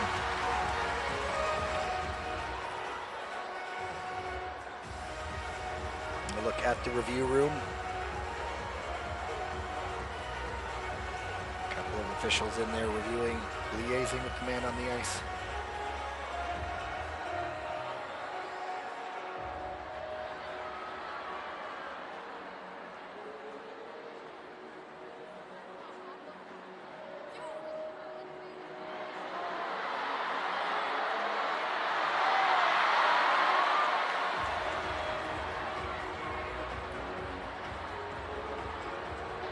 After review, penalty number 1 from the Republic of Korea.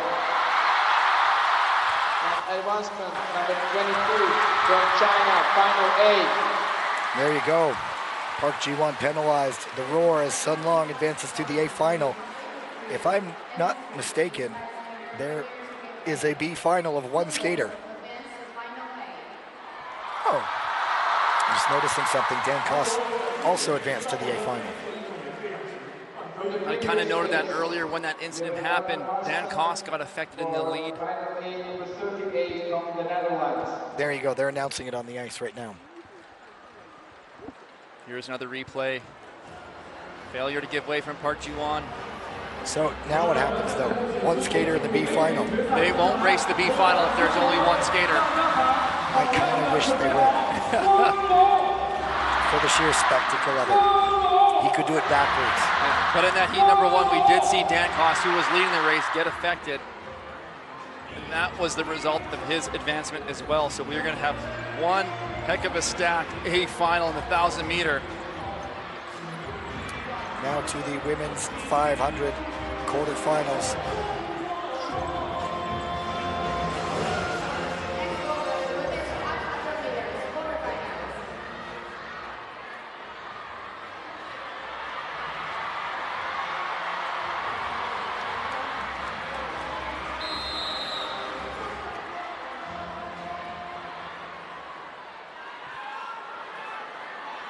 Zabor, Malashevska, Fan, Khan, Mazur.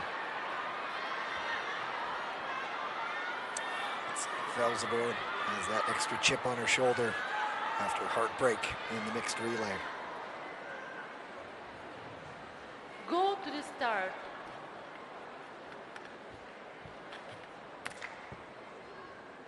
Ready. 4 heats, top 2 from each race and up to 2 fastest third place skaters going into the semifinals.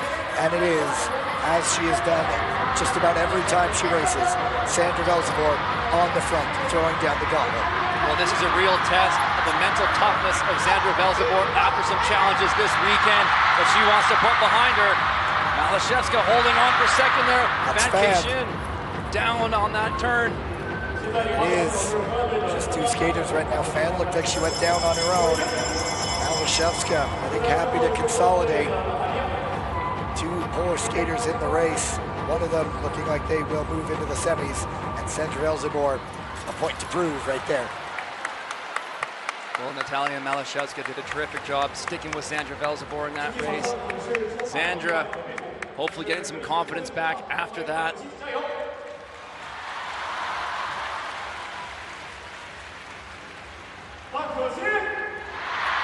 Fall by Fan. Not getting reviewed. It was Fan going down on her own, the great champion. Getting cheered around as she did get up and just finish the race and gets a wave to the crowd now. You always wonder, veteran skater, 5-time world champion, could this be her final time in front of a home crowd as she's taking her bows right now?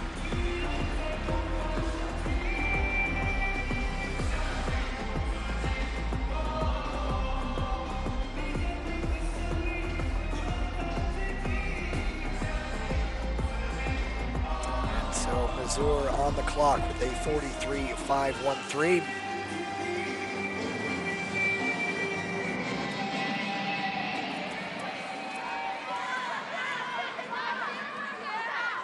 Should I ask, how does a 43.513 stack up? 43.513, in my opinion, Gavin's not going to be enough. We just seen Sandra Velzabor throw down a 41.88. We know the other skaters are all capable of that low mid 42 range. So I think we will see that time fall to the wayside.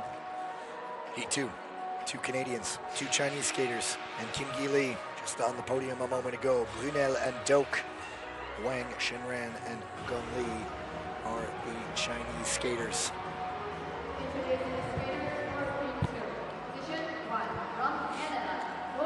There is Ricky Doak. She was left off the Canadian side for the last 2 World Tour stops in Europe, but has been on the podium individually this year. Well, Ricky Doak has a tremendous start. Watch her in lane 3. I think she could potentially get around in behind Florence Brunel. Off of this opener, then Kim Gi Lee will have some work cut out for her.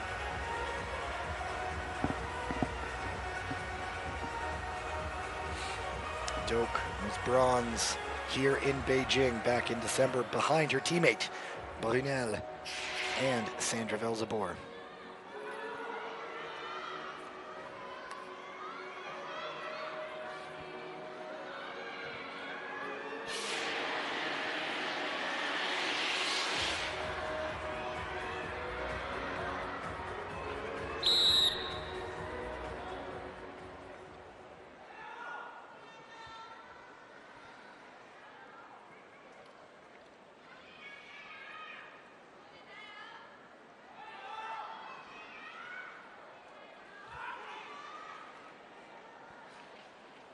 Go to the start. Ready. And as Tyler predicted, Doak from position 3 gets up into second right around the corner. 2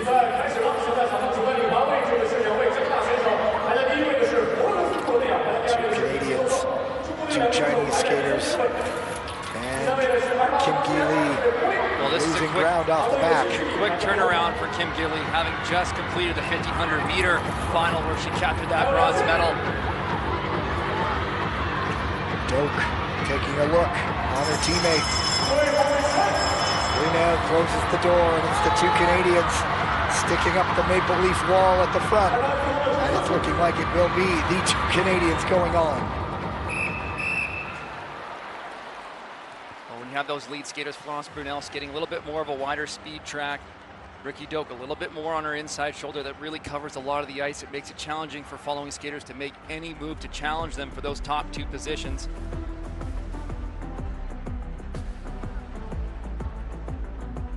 And there you see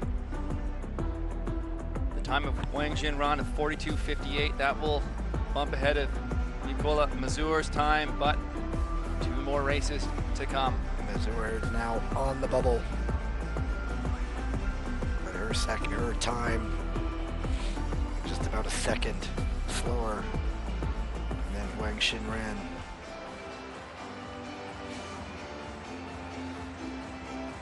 Heat number 3 on the ice has the still reigning 500-meter world champion Kim Boutin, Kamila Stormovska, Kara Betty, Ariana Siegel, and Michelle Velzebor. And so for the moment, Boutin is still the world champion in title, and those 2 500-meter world championships are in the same household. Will they remain that way after that event, or after this event, pardon me?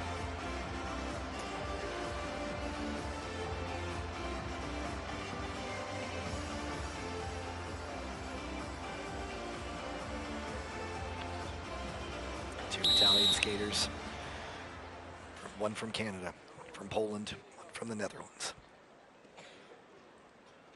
Go to the start. Ready. And it is Boutin. Always so good off the line. Michelle Velzebor was out of position 5 and not able to get all the way up. Michelle Velzebor came through the repechage this morning, clashes with Stormovska. They are both down. It is Boutin and the 2 Italian skaters now. It's going to be a battle for second between these 2 teammates. Siegel taking a look at Betty and makes the move. Beautiful inside pass from Siegel there. Siegel was ahead of Betty in the 500 meters at the European Championships as they claimed silver and bronze. And it's Betty, or Siegel again, coming in second. Boutin winning it. Betty in third. We will see if that review leads to any further discipline that would wipe out a 3rd place time. Siegel all smiles right now, knowing second is automatic qualification. Well, Stormovska was in position 3 at the time of the incident. Here's a look at that pass from Michelle Velzebor. A little bit of an inside out lane change perhaps from Velzebor. Not sure what they're looking Wondering at. also if Stormovska was going outside to in right before that. It was kind of on the entry, so Stormovska was starting her corner entry at that time, so it started your natural track pattern. That is what being looked at, possible lane change from inside to out on Michelle Velzebor.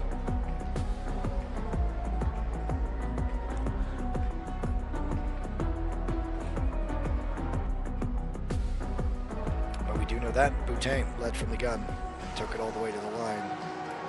Siegel jumped in front of her teammate and looks good for a second right now.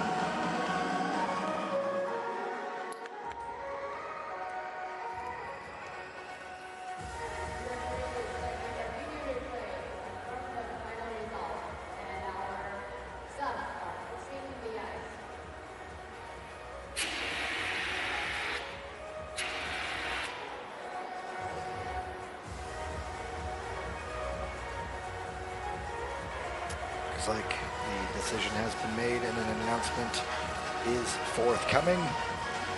And I don't think there will be an announcement unless it is for shared responsibility, which is also an option. Down to the ice.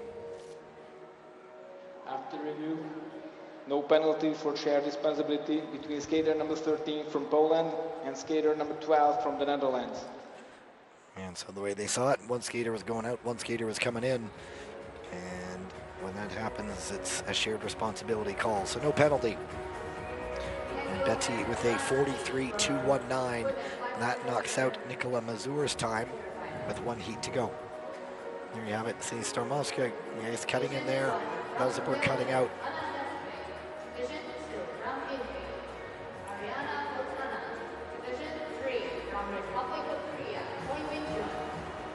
Heat number 4. Hannah DeSmet, Ariana Fontana, Choi Min Jong, and Zoe Deltrap. Wait, did we just see all of them? A couple names we said a few times already today, Gavin. All of them were in the 1500 meter final, and so that evens things up.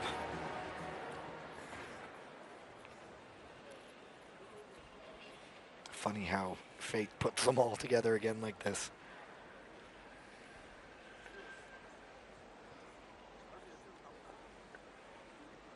Go to the start.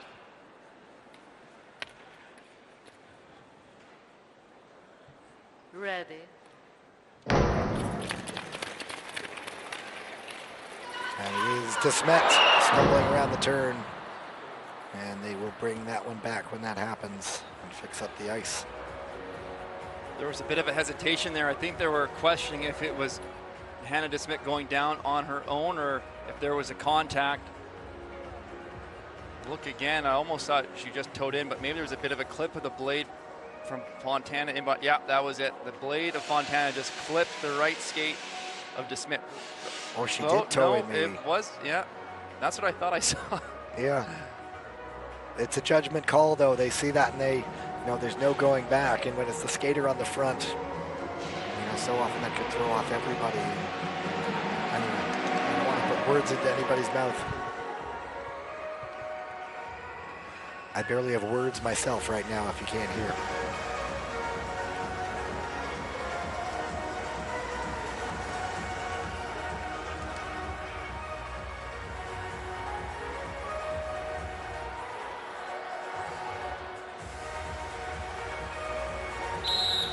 And we'll see if the second opportunity gets everybody through.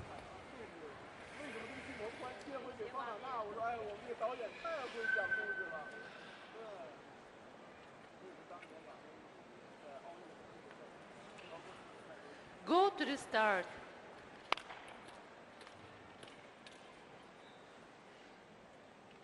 Ready.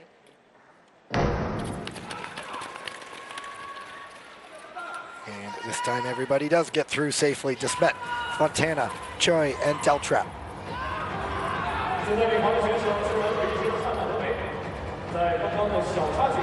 Choi looking very comfortable in third position right now. This race just flies by so quickly. Generally get one good opportunity to make a pass, but Fontana loses her footing as she's trying to set up. It is DeSmet and Choi now. Deltrap, I think the legs are going just a little bit. But it is DeSmet and Choi potentially off to another A final. And they go 1 and 2. Oh, right. I'm getting ahead of myself. Pardon me, to a semifinal. Thank you very much, sir.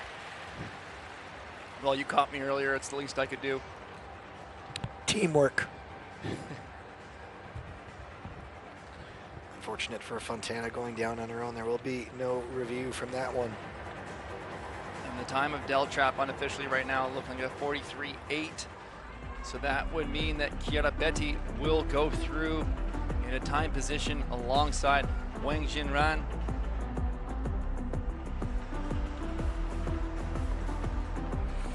Just wait for confirmation. Fontana just on her own. She did get up and finish here. The double whistle there, you may have heard it.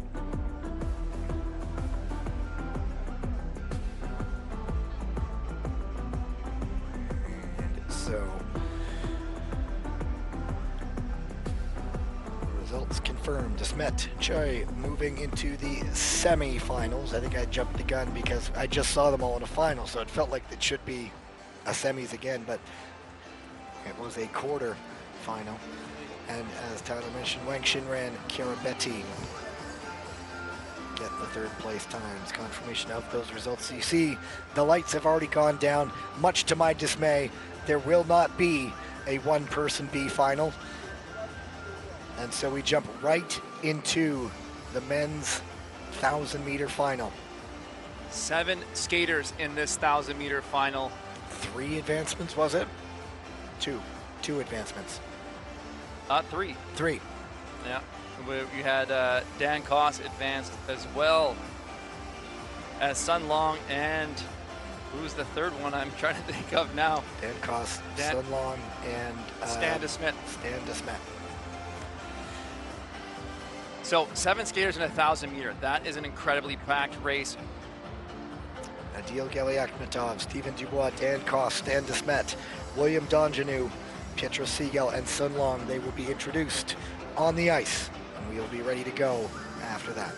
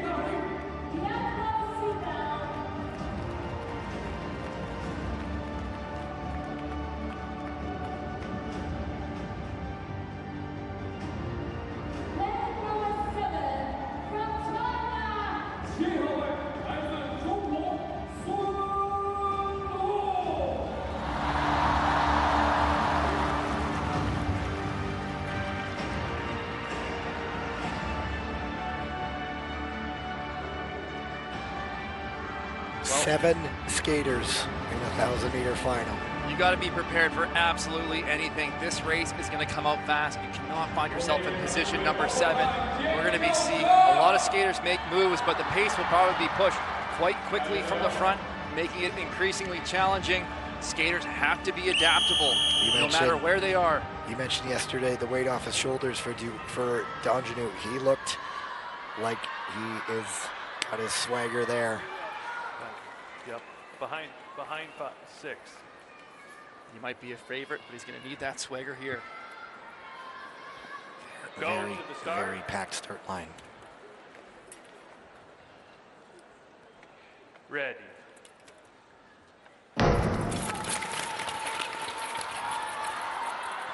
And through the corner, it's Dubois and it's Donjanu. The way their weekend has gone. They're going to push the pace here. Sunlong knows he cannot be waiting with Donjanu in the front. And Sunlong attacking on the outside. Little bump on Donjanu, stays on his feet. Galiakmatov taking advantage into the front. Sunlong continuing to push. That's a long time out wide. He finally does tuck into second as an initial flurry settles down, but only for a moment. Dubois into third, into second, into first. Fantastic move from Stephen Dubois there. That could prove to be critical. Inside 5 now. Sunlong back, trying to get to the front. Dubois holding him off right now, doing a little shoulder check. The pace is flying right now, 8-7 on this lap. Donjanu hooking the inside. Into third, ahead of Galiakmatov. Yachar Seagal looking for a move. He gets into 4th position. Donjanu looking up the inside. He makes it stick. It is Canada, 1 and 2. Dubois and Donjanu already both have world championships. Seagal into third, but is going to be Dubois or Donjanu doing the double. Could it be both? No, it's got to be one. Ties do happen, but right now, you can't beat Canada. What a finish we had there. What a battle between teammates. Donjanu putting the pressure on Dubois. A fantastic finish from Pietro Seagal, making his way through, capitalizing on some bumping. We gotta wait for that photo. Here is a review. The yellow dot in your screen. But if it is Dubois taking it, waiting so long to get a world championship yesterday, is there saying something about London buses waiting forever and then 2 come at once? Results are confirmed. Dubois is a double world champion. William Donjanu second, Pietro Seagal getting up into third for bronze. Well, the Canadians sweep the men's individual events. 500 meter, 1,000 meter for Stephen Dubois. Congratulations, 1,500 meter world title to William Donjanu. I would imagine if there's anyone Donjanu would be comfortable losing to, it's to his teammate. Well, I think you're right, Gavin. This Canadian team right now is so strong. They're such great training partners and friends. They support each other. There's a look at that inside pass from William Donjanu. Donjanu was looking for a move at the end. Was Dubois almost looking up at the scoreboard there? Well, I commented on that actually maybe this morning, but there's these huge scoreboards at the end of the straightaway. Skaters can actually use that to see who's behind them or what the positioning looks like. Here's a look at the finish. Oh, goodness. That's the difference. Donjanu, you would have picked him with his long legs, but it's Dubois holding him off. What a weekend for Dubois. There is no beating the Maple Leaf in the men's individual distances, and they will try to cap it off with the men's relay coming up at the end of the day. 2 medals now for Canada.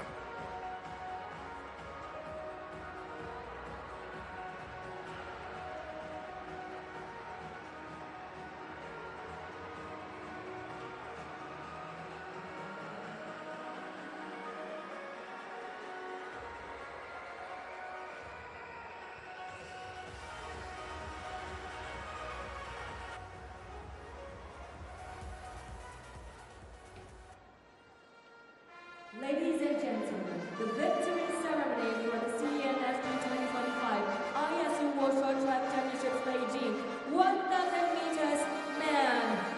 女士们、先生们，滑体集团2025年北京国际滑联世界短道速滑锦标赛男子1000米颁奖仪式现在开始。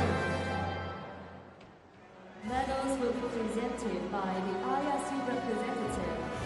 为获奖运动员颁发奖牌的是国际滑联代表 Mrs. Swana Sofa Archer.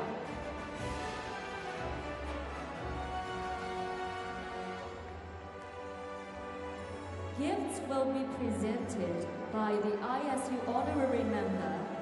为获奖运动员颁发奖品的是国际滑联荣誉成员 Ms. Chang Myung-hee. In third place, bronze medalist representing Italy. 获得铜牌的是来自意大利 Pietro Siga.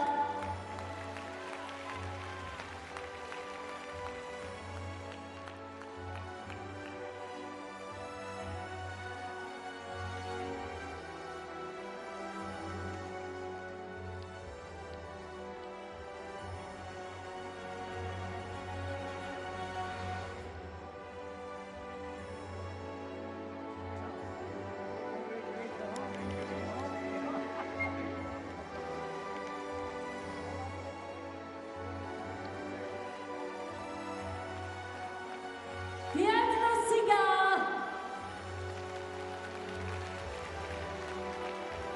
In second place, silver medalist representing Canada. 获得银牌的是来自加拿大 William Damgino.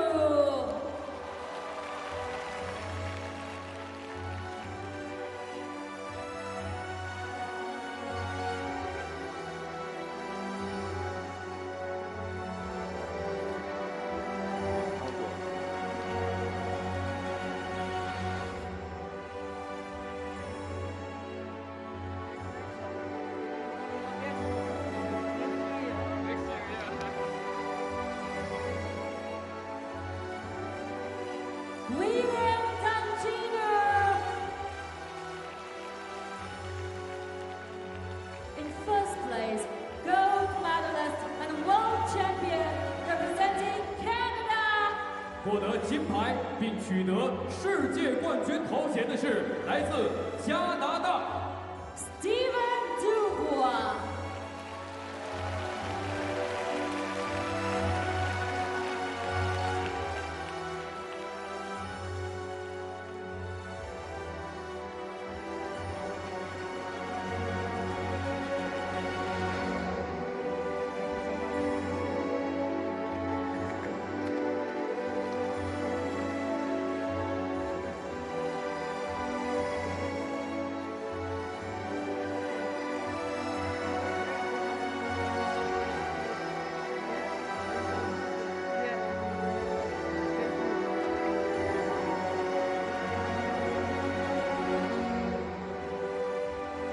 Steven Dubois.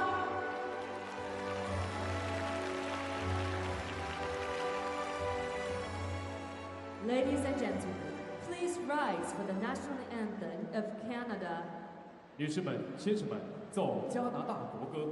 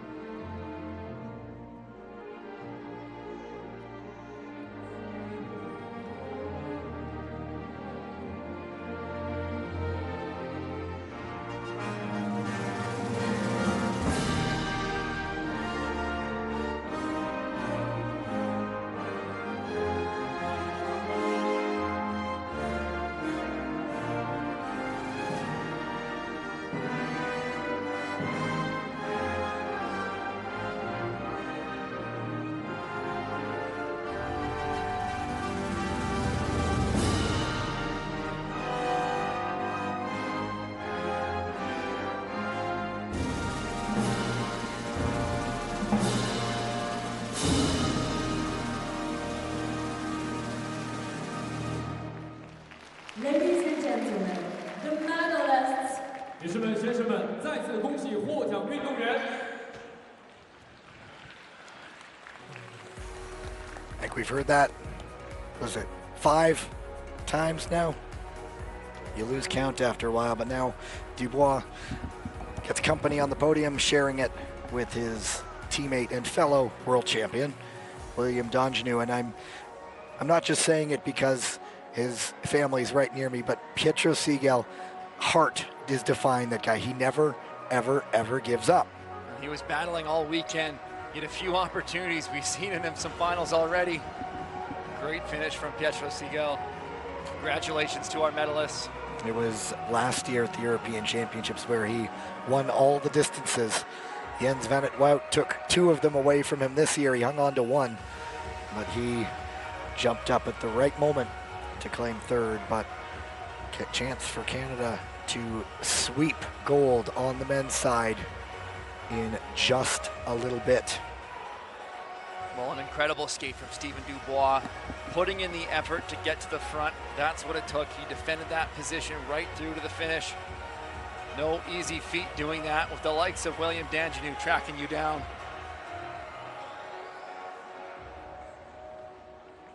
Not done yet. One final flood to come. But before that, we have the women's 500-meter semifinals. 2 heats. Top 2 from each race. Up to 1 fastest 3rd place skater could move on. As the Canadian men get off the end, heat number 1 is on the ice. Headlined in position 1, the place she's always accustomed to being in, Sandra Velzeboer. Canadian Ricky Doak, position 2. Hannah de Smet in position 3, and then 4 and 5 sees the 2 Italians, Ariana Segal and Chiara Betti.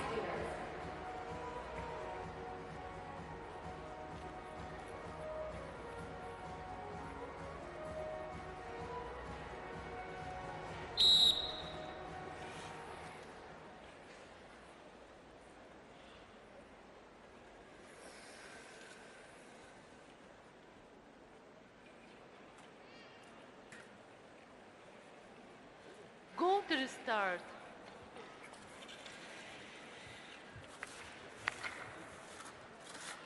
Ready. And Doak challenges Velzeboer, but it is the Dutch skater assuming her customary position on the front. Doak's got Hannah de Smet tracking her down. Want to close this gap. Smith falling off a little bit. Don't count her out. Smooth skate from Velzeboer in the front right now. Coming up to the bell. Velzeboer has kept it together. Doak behind her. De Smet. Is there a move coming? Is Velzeboer holding them off? And De Smet will make it close. I don't know. We will need a photo for that. De Smet feeling it, I think, timed it well, and may have just gotten ahead of Doak. I didn't see a celebration from either skater there. I think they're as clueless as we are. We'll all find out together, I'd imagine. Well, very controlled skate from Velzeboer in that race. Not taking any chances at all. Ricky Doak skating a smart track pattern behind Velzeboer to defend off Hannah de Smet, but that finish at the line, this might be another look at it right here. This might give us a better indication. Nice hook from de Smet. And oh, I think it's going to be Doak. It is Doak. 42.399, clear there. De Smet made it close. 42.42. So we'll see how that holds up. But Sandra Velzeboer, composed performance. And we will see her after the flood, which comes after this race.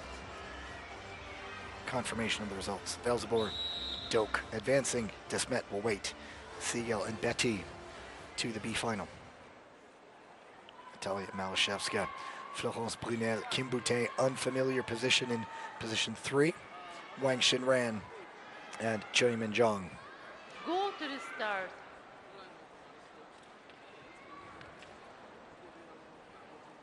Ready. Doesn't seem to be a problem as Boutin jumps right to the front. Absolute world-class start. It always gets in your head sometimes when you know there's a skater next to you with a really quick start. That puts some pressure on you. Kim Boutin using that start right here in this 500-meter. Florence Brunel looking up the inside of Malashevska, holding up a battle there. Malashevska drifts wide. And that incident will be reviewed, but for the moment, it's Boutin and Brunel. Here comes Wang. Doesn't have it though and loses some ground. It is the two Canadians. Choi Min-jong is there a late surge from her. Right now, Boutin will go through. Brunel will wait and see if she gets to join her. Malashevska earlier found success in following behind a Canadian. Happy to take one of the two qualifying positions. Looks like she was trying that early, but then there was the bump. Well, there'll be a review of this pass from Florence Brunel. Tough to call right now. Looks like Florence is maybe ahead with the shoulders there.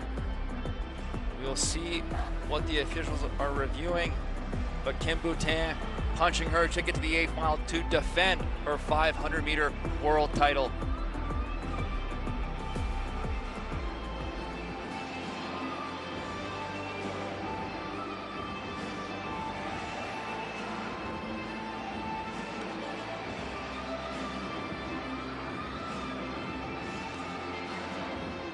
Here's another look.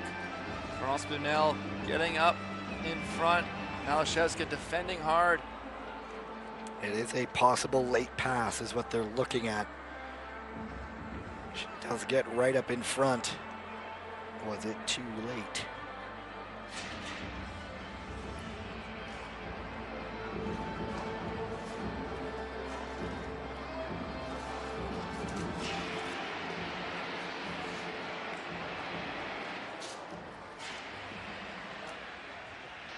After you, penalty number 27 from Canada and advancement number 97 from Poland, final A.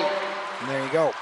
Brunel does get penalized, the cheer, because that advances Wang Xinran into the A final. And Natalia Malashevska advanced to the A final, meaning no third place moving on. But there will be two Canadians, almost three. Would have been that kind of weekend for them, but they'll have to make do with two, I suppose. And it's a failure to give way is the call here.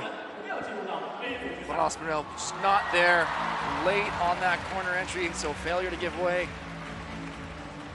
That means the time of Hannah DeSmit will be thrown out. And she'll go to the B final. It'll be a four-skater B final. That comes up after this next break. And it will be on us before you know it. So you might as well grab whatever snack is near you, meal near you. Keep an eye on the screen through this break. I'll be with you in a matter of minutes, let's say 15.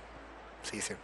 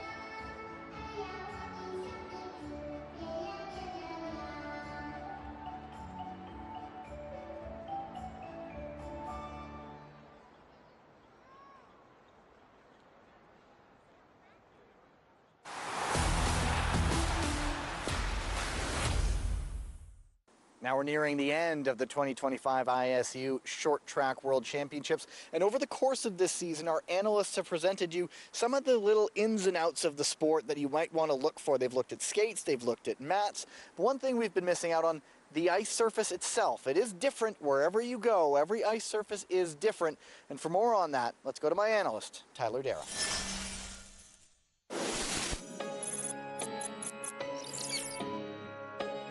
Welcome to Ice Level here in Beijing. On today's Icebreaker, we're going to talk about ice conditions and how that can affect a skater's race and perhaps the tactics they may use in that race to win. So some of the terminology we use when talking about ice and its feel would be grippy ice. So if you have a grippy ice condition, skaters really feel like they can hold the turn very well, and it's really supporting them as they go through the corner, and they can push off that ice and get a lot of response from it.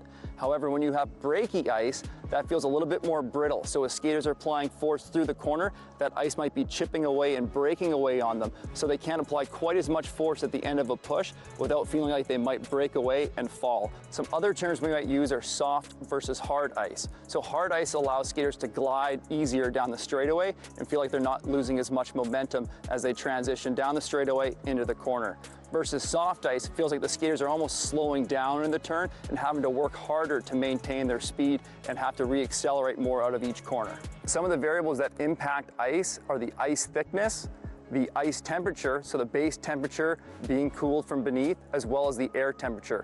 All these factors can change the feeling of the ice. And some of the feelings of the ice we might talk about are if it's grippy, is it chippy, does it glide, is it smooth, is it frosted? And as we go from different venues, we see different ice surfaces having different feelings for the skaters, which affect the way that they skate and they interact with the ice.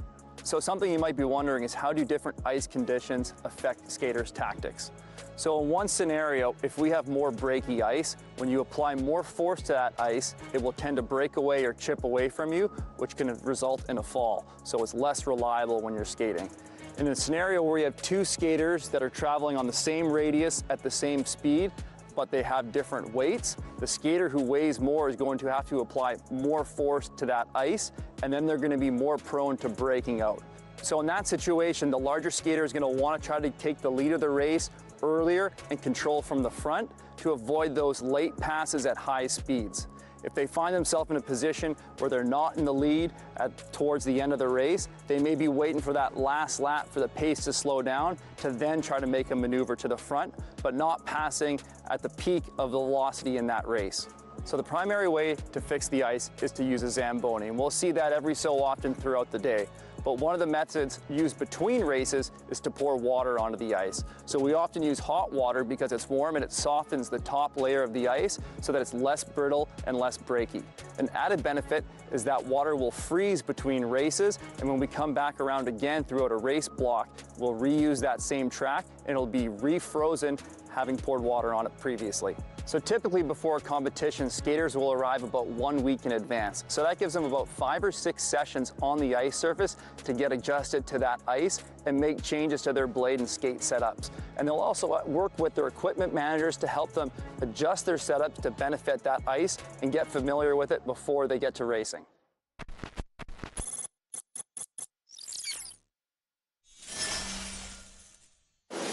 Thanks, Tyler. Great insight. As always, coming up, we have the last round of finals from here in Beijing. Some big pressure moments coming up. And what's it like stepping to the start line in these high-pressure races? Let's ask the athletes themselves.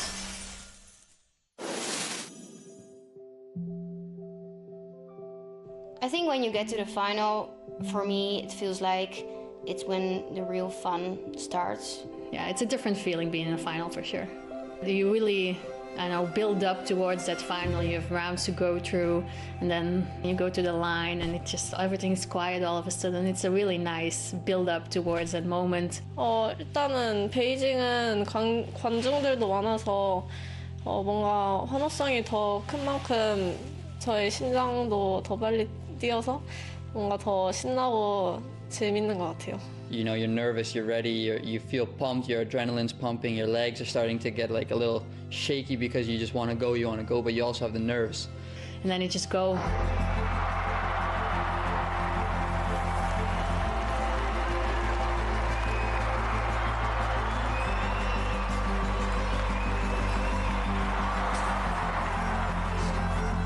ほしい気持ちがあるんですけど、その気持ちを抑えてまずレースに集中していつも通りの1位で帰ってくるっていう。 아무래도 제일 중요한 시합이고 정말 그 최고의 선수들이 모든 종목에 출전해서 최고의 경쟁을 하는 대회이기 때문에 저도 당연히 더 부담감을 느끼고 더 잘하고 싶은 마음이 들어요. If I screw it up, then it's done. I have to wait a whole year again until I get this chance. 그냥 월드 챔피언십은 하나의 대회이고 물론 다른 어떠한 시합보다 중요한 대회인 건 분명하지만 World Championships is basically the only competition besides the Olympics where everyone comes with their A game, you know. 이제 시즌 마지막 대회로서 이제 마지막 저의 뭔가 기말고사 같은.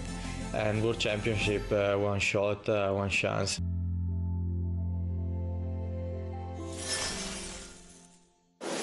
It has been an incredible international short track season. It has taken us around the world for the World Tour. Now back to Beijing for the World Championships. Couple final races coming up, and what a few final races we have. The women's 500 meters, the men's 5,000 meter relays. The final races for the medals from here in Beijing coming up.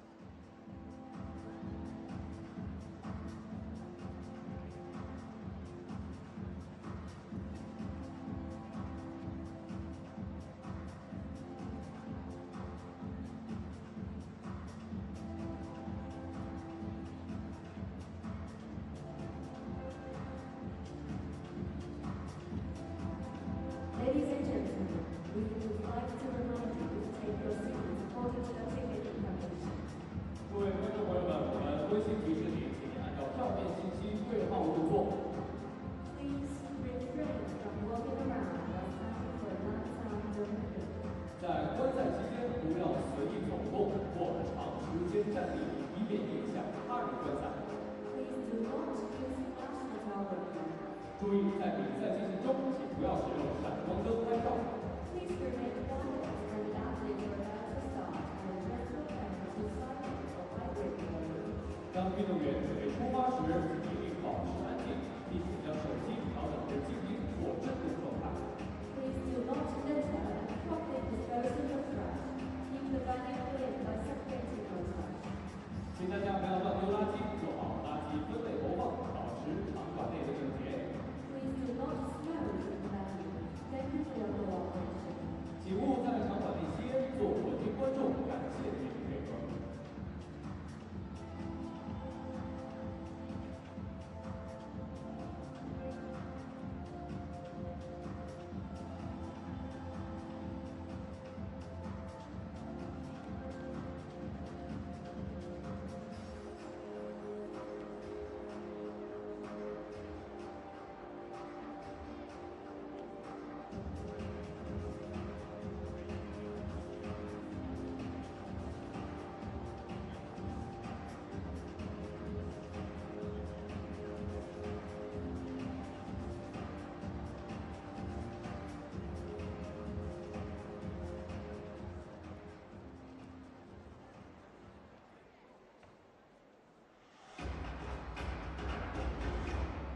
Ladies and gentlemen, the next race is finals of the women's 500 meters. 女士们、先生们，即将要进行的是女子500米决赛。各位观众，准备好，为接下来要入场的运动员们来点儿掌声欢呼 ！Start！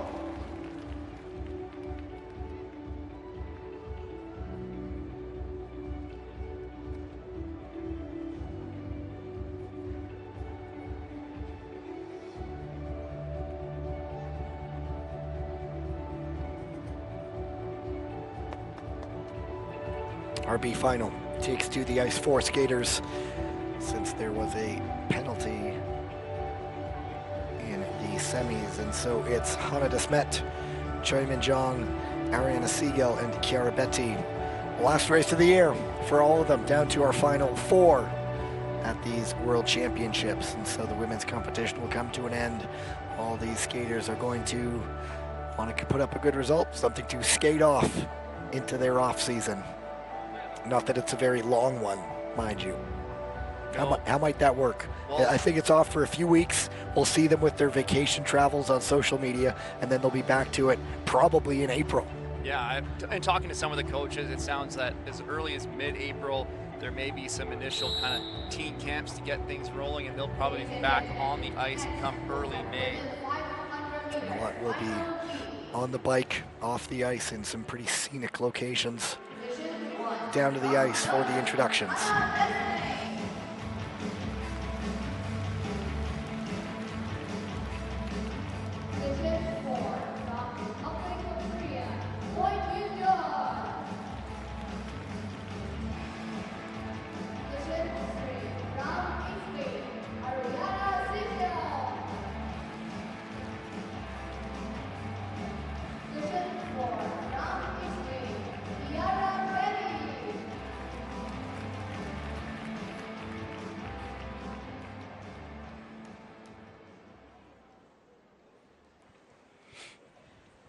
Go to the start.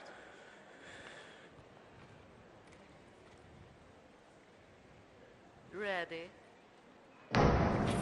Like the 500 meters of old, 4 skaters on the line.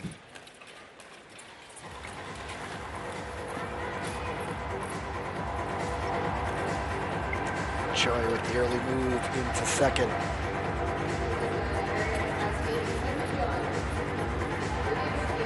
Anna Smith tracking down Choi Min-jong now. 2 Italian skaters battling it out in third there. Siegel putting up the block on Betti. Choi holding them all off. World champion not too long ago in the 1500 meters. And she will look to, I don't know, I was just going to say win the B final. But Desmet again made it close. Well, I think Choi Min-jong took that one. Good drive at the line. A little bit less pressure to get too desperate in the B final.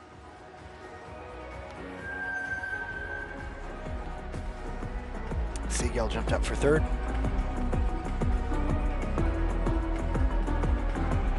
So that would be for positions 6 through 9 when it's all said and done.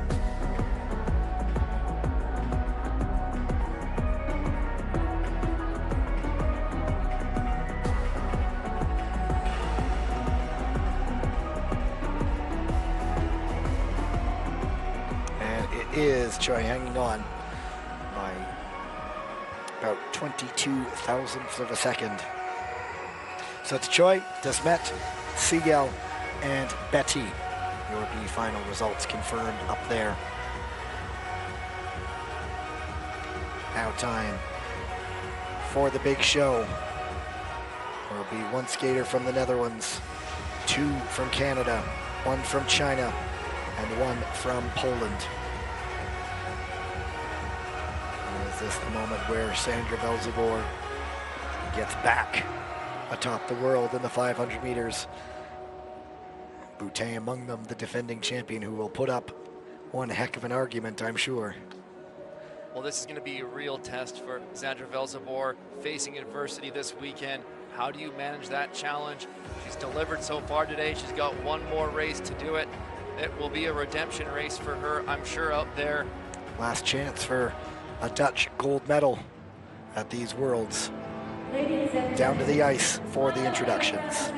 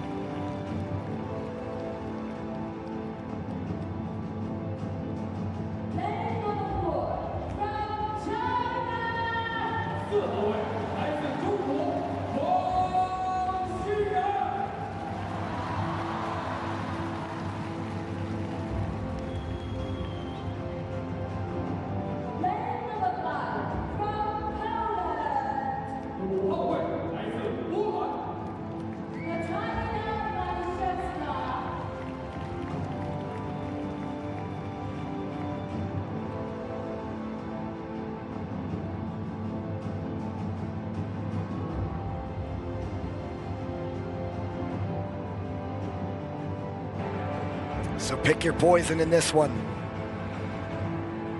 You've got Velzebor, picked up multiple 500-meter wins this season. Defending world champion Kim Boutin. Natalia Malashevska, on the old World Cup format, she won the 500-meter discipline title. And then you have Doak, who's been on the podium, and the hometown favorite here, Wang Xinran. Buckle up.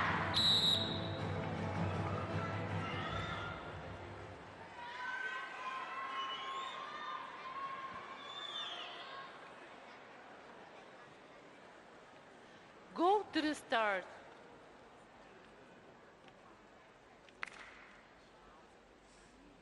Ready. 3 incredible starters. This time it's Ricky Doak who wins it. What a start for Ricky Doak there to get around the outside of Sandra Velzebor. That is no easy task. And Boutin's defending third place right now. Malashevska to third. It's a battle at the front though. Doak and Velzebor. Velzebor sizing something up. Is the move coming? Yes, it is. Nice inside pass from Velzebor. Can Ricky Doak respond? Malashevska sitting in third with the bell lap. Velzebor has had her share of adversity. What a way to finish it this would be. Sandra Velzebor around the corner and is world champion.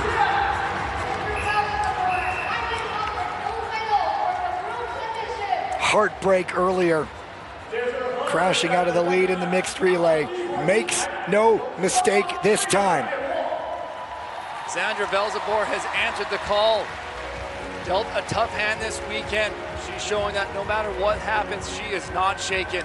A tremendous performance. She's had that challenge from Ricky Doak, getting beaten off the start. That is not usual for Sandra Velzebor to have to deal with that in a 500 meter, but she responded with a beautiful inside pass to reclaim the lead and take the victory. Great skate from Ricky Doak to get this silver medal, as well as Natalia Malashevska taking the bronze. Tears of joy on the mats right now. Doak must love this ice in Beijing. Bronze in the 500 on the World Tour, silver here at the World Championships, and Malashevska capping off a great weekend for Poland. And again, this whole season on World Tour, no medals for the Polish women at all. And then they end with the medal in the women's relay. And now here, Malashevska, the skater who's been around for a while. And was it the mixed relay bronze? It was mixed relay. I was talking about individually the women. Okay.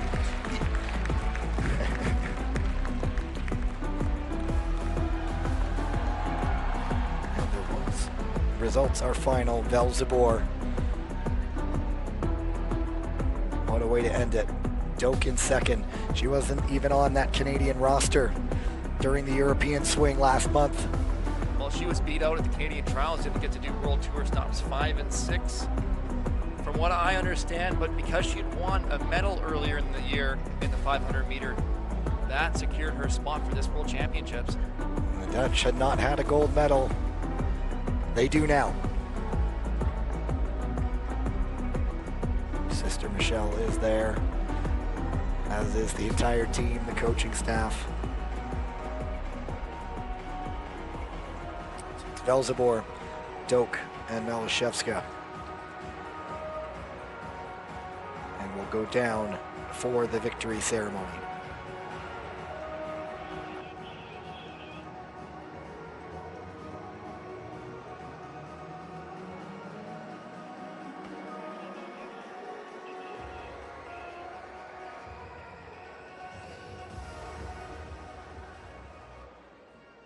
Ladies and gentlemen, the victory ceremony for the CNSG 2025 ISU World Track Championships Beijing 500 meters women.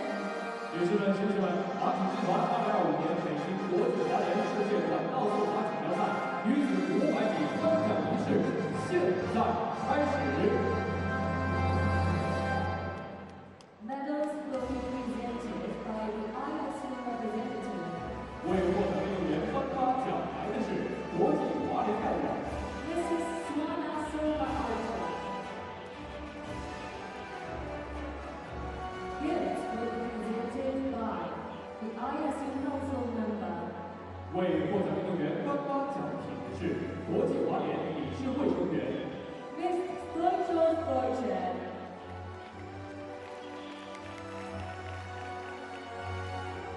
In first place, bronze medalist representing Poland, 获得铜牌的是来自波兰。 Natalia Malashevska.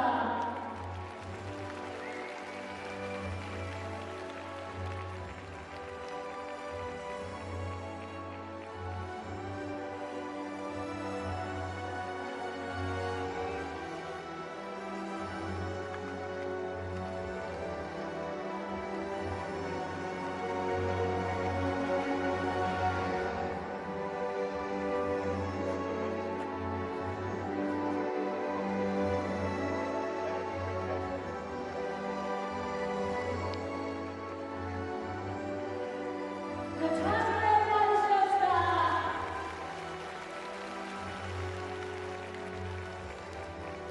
In second place, silver medalist representing Canada, 获得银牌的是来自加拿大。 Ricky Doak.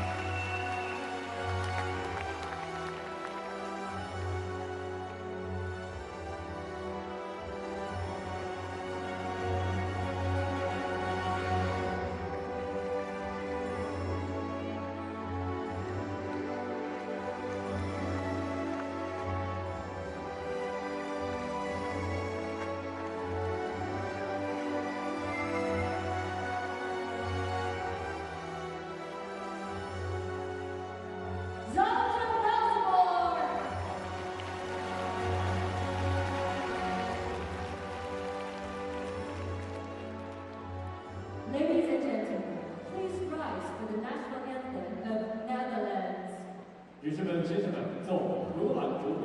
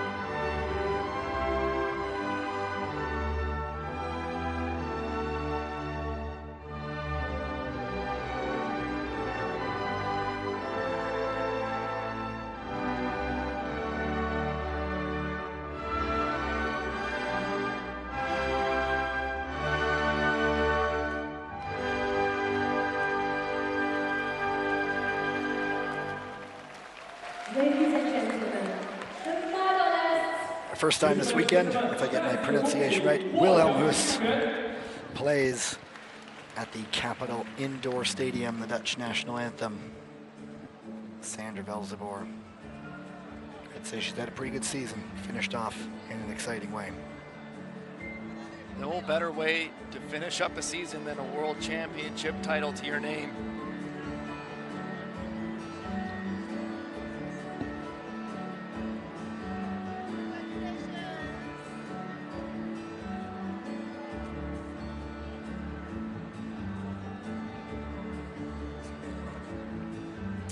We're not done yet.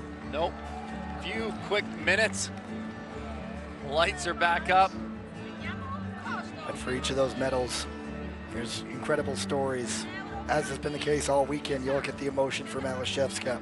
She's been on the circuit for a long time, and it's been some time since she won a medal, and so it all comes out there. What a moment to get a medal for her. Well, Malashevska was away for a few years. It's been a bit of a comeback season for her to get back into form. I'm sure that medal is just making it feel all more worth the while coming back with a performance like that. Sandra Velzebor, you don't see it on your screen, but she gives a wave to the crowd. Her parents are in town for this. The short track, really, the Velzebor family business.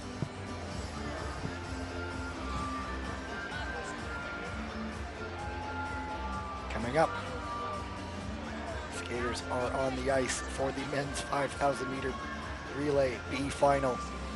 Two teams, as I learned today. You don't do a B final with just one skater or one team. I don't know why. I think you could do the math on that, Gavin. Well, yeah, logic. I'm not one for logic, though. I'm one for spectacle. You can start giving, marks for artistic impression and stuff. What's funny going on right next to us, our commentary position, Pietro Siegel came up to say hi to his mother, followed by an absolute throng of autograph seekers. And what's funny is Elisa Confortola is right here with us too. She's enjoying a quiet moment more than anything. They're all after Siegel for the medal he just won. Do you want to pass her the headset? She can analyze this next race. We'll get her on the mic. Elisa, come on and join. I'm kidding. I was just joking. You can join us on here. I think I gave her a heart attack. Well, only two teams in this B final. That's the result of a penalty and an advancement, only leaving two teams to skate. We have Turkey and Kazakhstan going to be battling it out for that 6th place finish.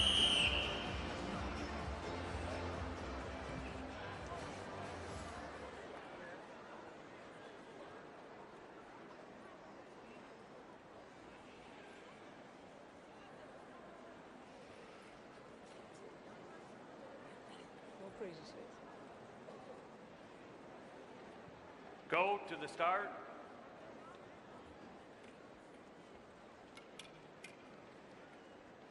Ready.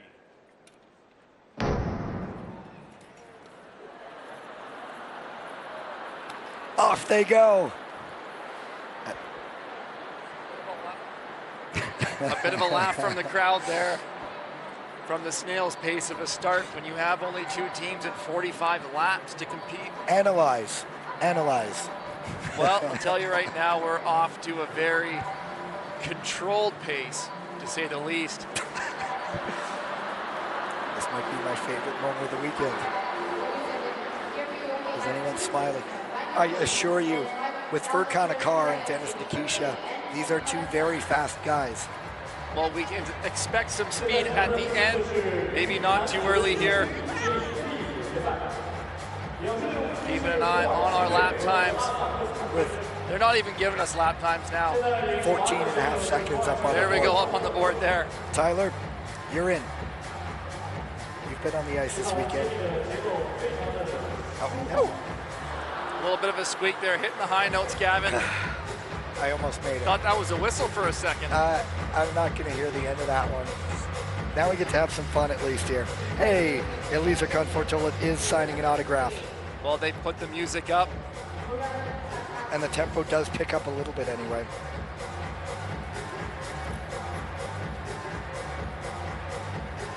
All right, 11 threes now.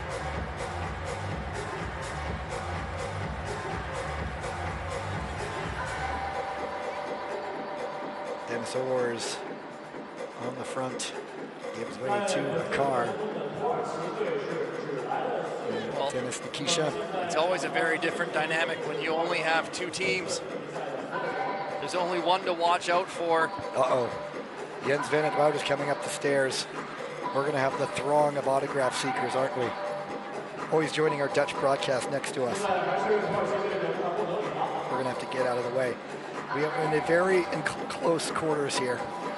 And for the second year in a row, I might have to stand on a chair. Last year, I stood on a chair at the end of the women's relay final just so I could see. This year, I might have to stand on a chair to let Jens Van Wout come on.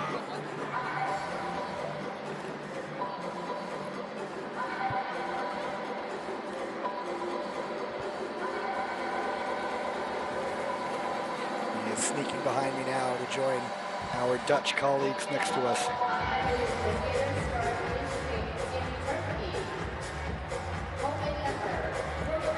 33 to go. Lap time still 11 and a half seconds. Not too much to report right now. Let the laps just work themselves by. We'll wait to see if any team tries to make a surprise jump on the other. Wouldn't that be, you know, I'm almost expecting that now. We're just waiting for that big moment, and this might be. Gavin, it will come, and it will be an absolute throwdown. I imagine a shoulder-to-shoulder drag race finish. And who has the longer legs, the longer reach? For now, we can only imagine. Well, Ivchenko might have the legs, but I don't think he's the finisher. And he is one of the taller guys out there, Ivchenko. He's about to come on for Kazakhstan, but yeah, he is not the finisher for them. Ivchenko and Orrs right now. Orrs, very good drafting at a top speed. This one is quite a bit easier.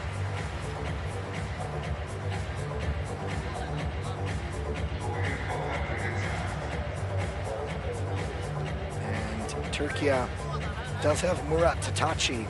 I'm just drawing attention to him because he has not raced this weekend. If my memory serves. Right now, it's Mohamed Bozdag for Turkey. And for Kazakhstan, Mirsaid Zaksabayev, another skater we haven't seen this weekend. Well, you only get 3 spots per distance. And if you have a strong top 3, you may just race them in all events, leaving sometimes the 4th and 5th skater not to see the individual events. Kazakhstan, I know, had Ivchenko, Nikisha, and Gali Akhmetov in all of them. Turkey had Kar, Bozdag, and Orrs. Gali Akhmetov making an A final today. Dennis Nikisha taking a silver medal yesterday. 2 years in a row, 500-meter silver medal. He made a push on Stephen Dubois in that 500-meter, but Stephen was able to fend him off. As the end of the year approaches, we can start to think about what might happen in less than a year, the Olympic Games. Yes, there are favorites. Yes, there are people who are expected to perform, but then there are those people who peak when it matters. 2 years in a row, Denis Nikisha has done that, despite some results that maybe did not go his way this year.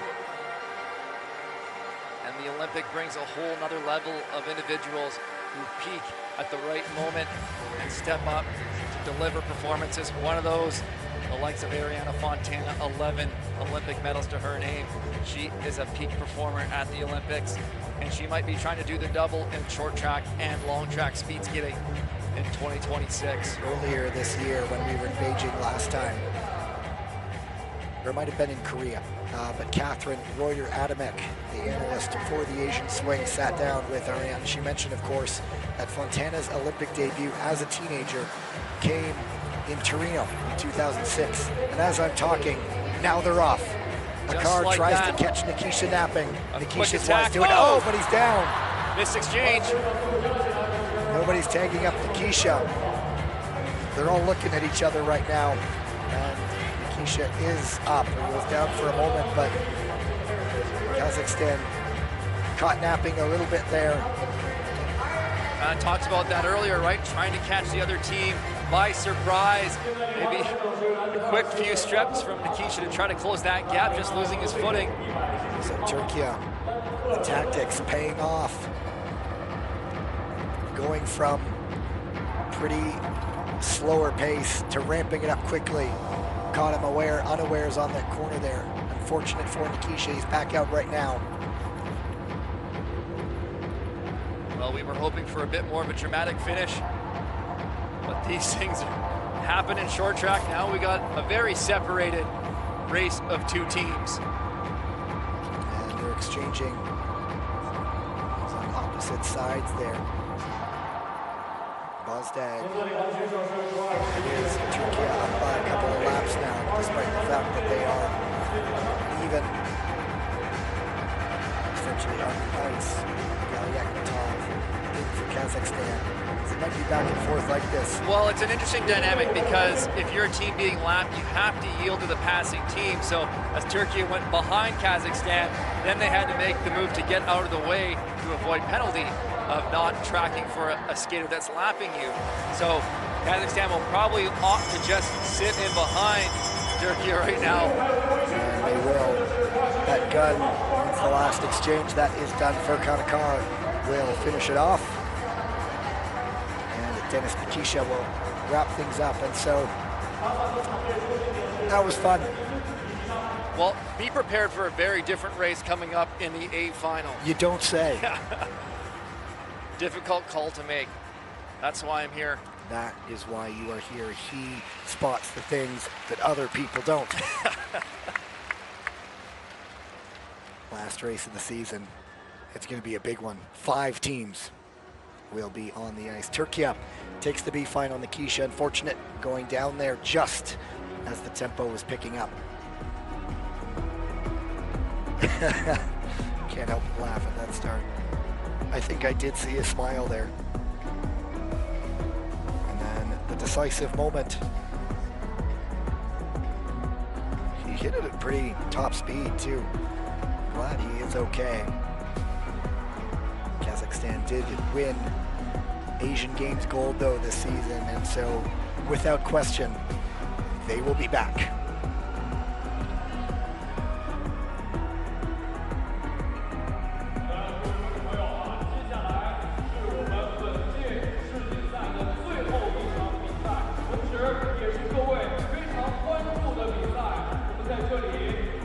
Never have a more relaxed finish for Turkey.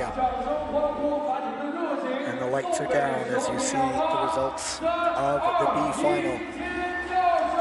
One final race for the 2024-25 ISU International Short Track season. And we are going to end with a bang, I can say with some certainty. To the ice for the introductions.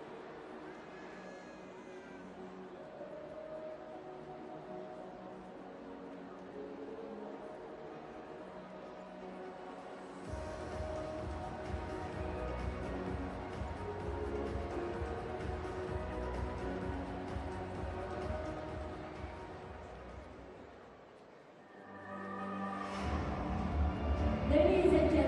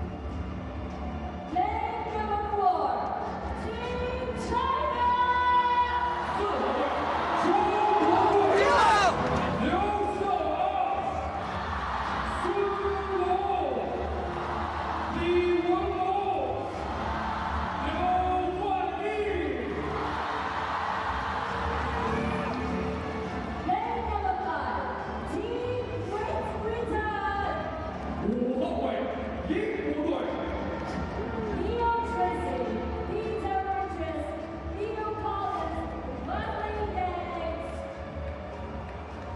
OK， 各位观众，我们最后一场比赛准备好，先上场。Are props allowed for the introductions? The Brits brought out the disposable camera there. They're getting creative, that's for sure. High marks for artistic impression, but what matters will be on the ice. Interesting dynamic here. 5 teams, packed ice, plenty of experience, plenty of youth, and also look at the Brits, something to prove.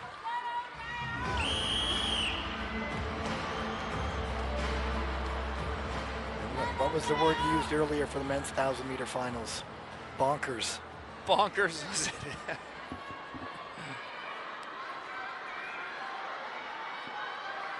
Marcus Howard, Jungsun Wu, Felix Roussel, Sun Long, Go to the start. and Theo Collins. Ready.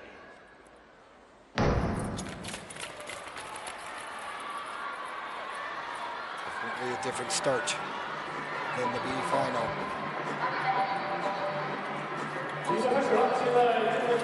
20 skaters out on the ice. There's barely room for the officials out there.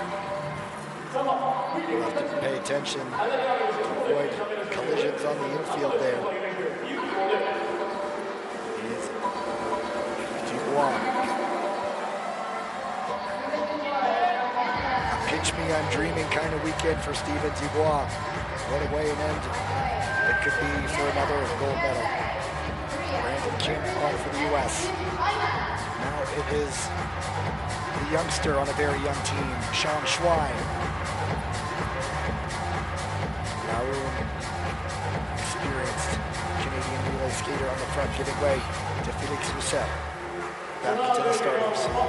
Well, it looks like the Canadians are opting to put Steven Dubois in the 3rd position. That may be a strategy to try to create some separation before they go into the final 3 laps, finishing with Felix Roussel and William Danjanu. Not bad options to have when you can flip that around.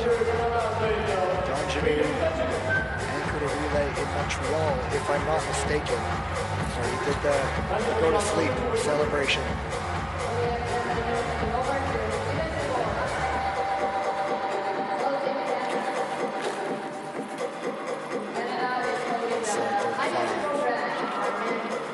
You can just see how busy these exchanges are with 5 skaters on the track, 5 skaters exchanging. You've got to watch your feet. Sean Schwein sneaking up in a 3rd position there. Marcus Howard now, right up behind Sun Long.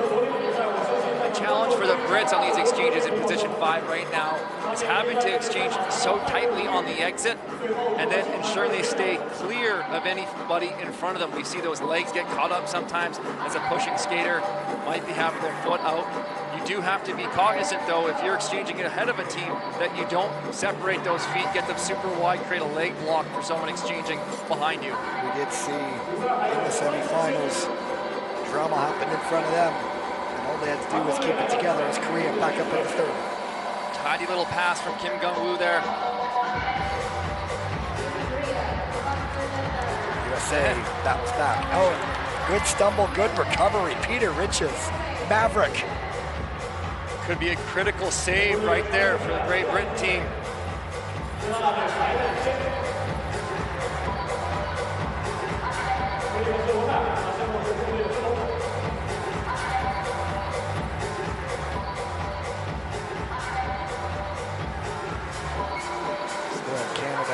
China, USA, Korea, Great Britain. I don't think that's how it's going to finish. It might, but a whole lot's going to happen between now and then. Well, once we get inside 20 laps, that's when we really see moves starting to be made. It's briefly into 4th place.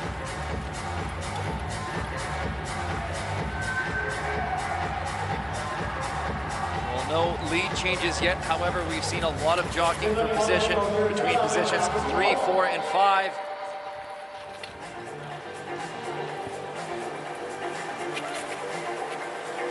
To clinch a sweep in the men's distances here in Beijing. Inside 20 now. Waiting for that other shoe to drop. Where will the move come from? Who? When? Is it now? Park. Back up in third on Andrew Hill.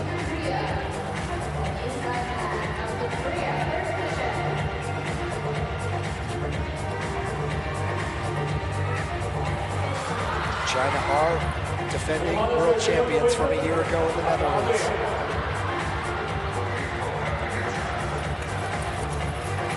Keeping an eye on these lap times. There's an 8.5 from Max Laun. Top speed around that 8.0 mark on clean ice in the relay. As it wears out with 45 laps on it, you might see that a little bit more in the 8.1 range. Not a big difference, but skaters have to be a bit more cautious as the ice breaks down and they're fatiguing. Always watching the condition of the ice. That plays as much a factor as just about anything else in this race. Skaters know it is the last race of the weekend. Inside 12 to go. Stephen Dubois putting the pedal down, accelerating out of that corner. 8.3 lap time now. Trying to blow this apart. The Koreans on the inside of the Chinese and pushing them out wide. It's Shuai up into second for the United States. Great move from Sean Shuai. Paying attention to what's happening. Some separation now. China back up into third. Sun Long bearing down on Marcus Howard. Well, this is working out well for the Canadians as there's a battle for the second position. Sun Long drops back, makes the exchange to Li Xiaowang. Park Ji-won tracking him down. The exchange into third for China. Liu Xiaowang on Andrew Jiao now. There's a healthy lead for Team Canada here. Pulling away even more, 8-2.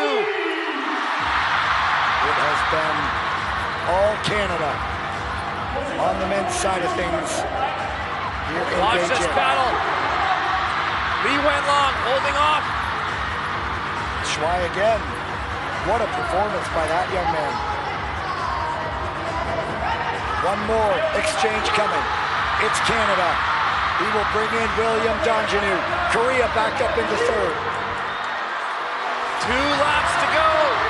Donjanu, Liu, Park, and Hio. 1 to go for Donjanu.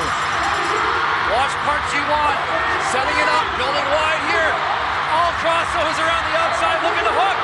Canadian dominance. 5. Donjanu lets us know 5 for 5.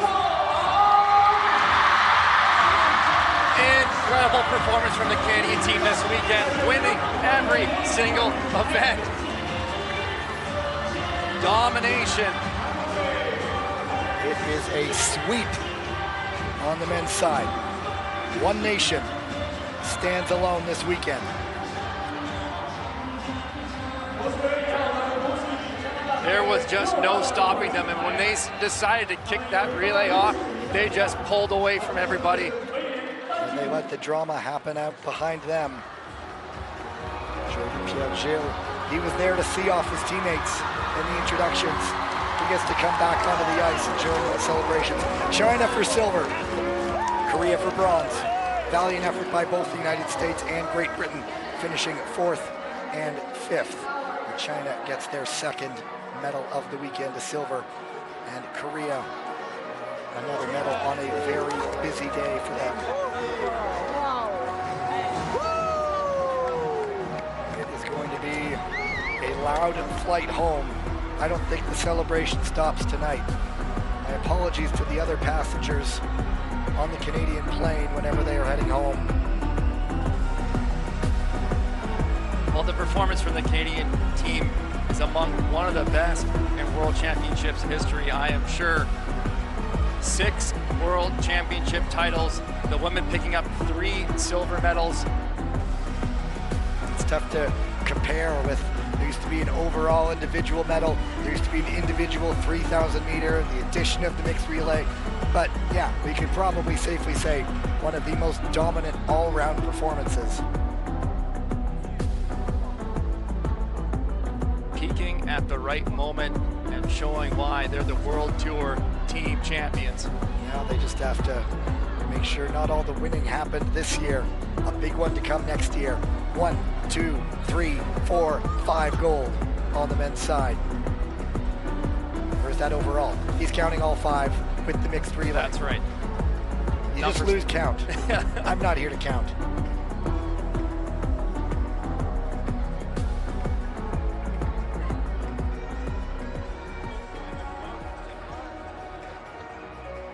There are the results. Canada, China, Korea, the podium. US, got to watch out for them. A lot of guys with a lot of runway ahead of them. And Great Britain coming together on the big stage. The off-season awaits, and we'll see who comes out in October.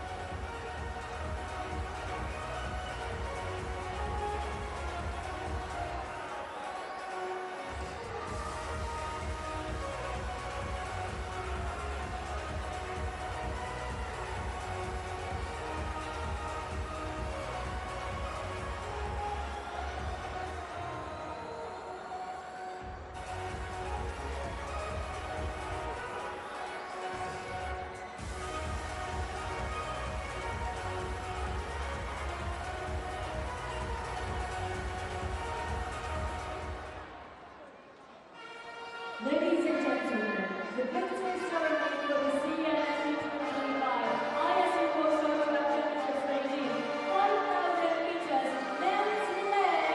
女士们、先生们，华体集团2025年北京国际滑联世界短道速滑锦标赛男子5000米接力颁奖仪式现在开始。 Medals will be presented by the ISU representative.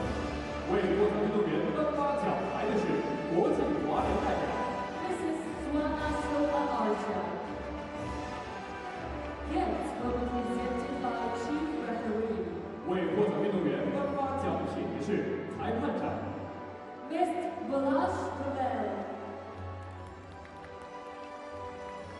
In third place, bronze medalist representing Republic of Korea.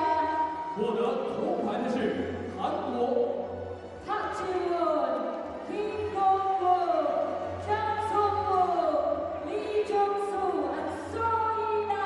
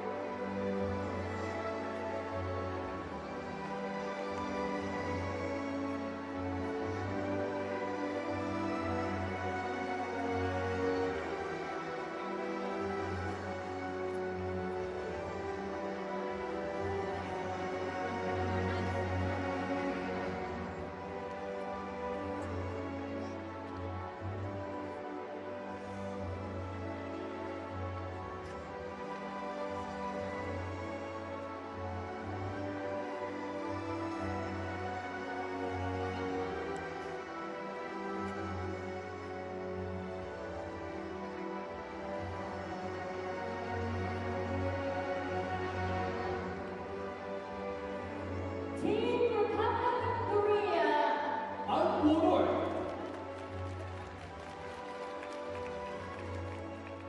In second place, silver medalist representing China. 获得银牌的是中国刘少昂、孙龙。东、刘冠定、刘少林。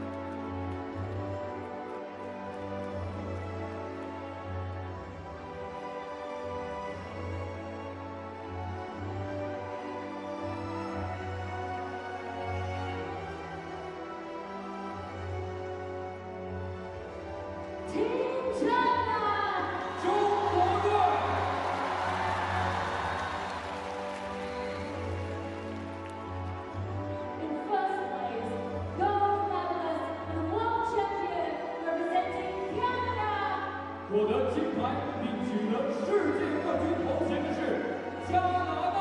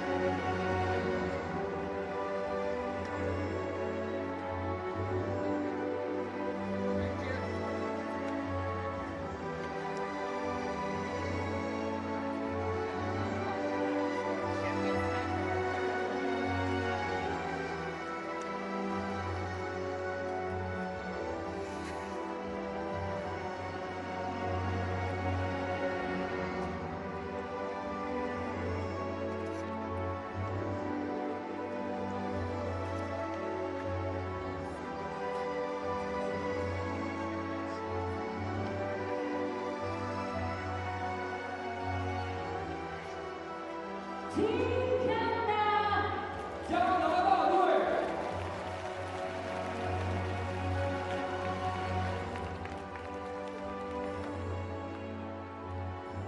Ladies and gentlemen, please rise for the national anthem of Canada. 女士们、先生们，奏加拿大国歌。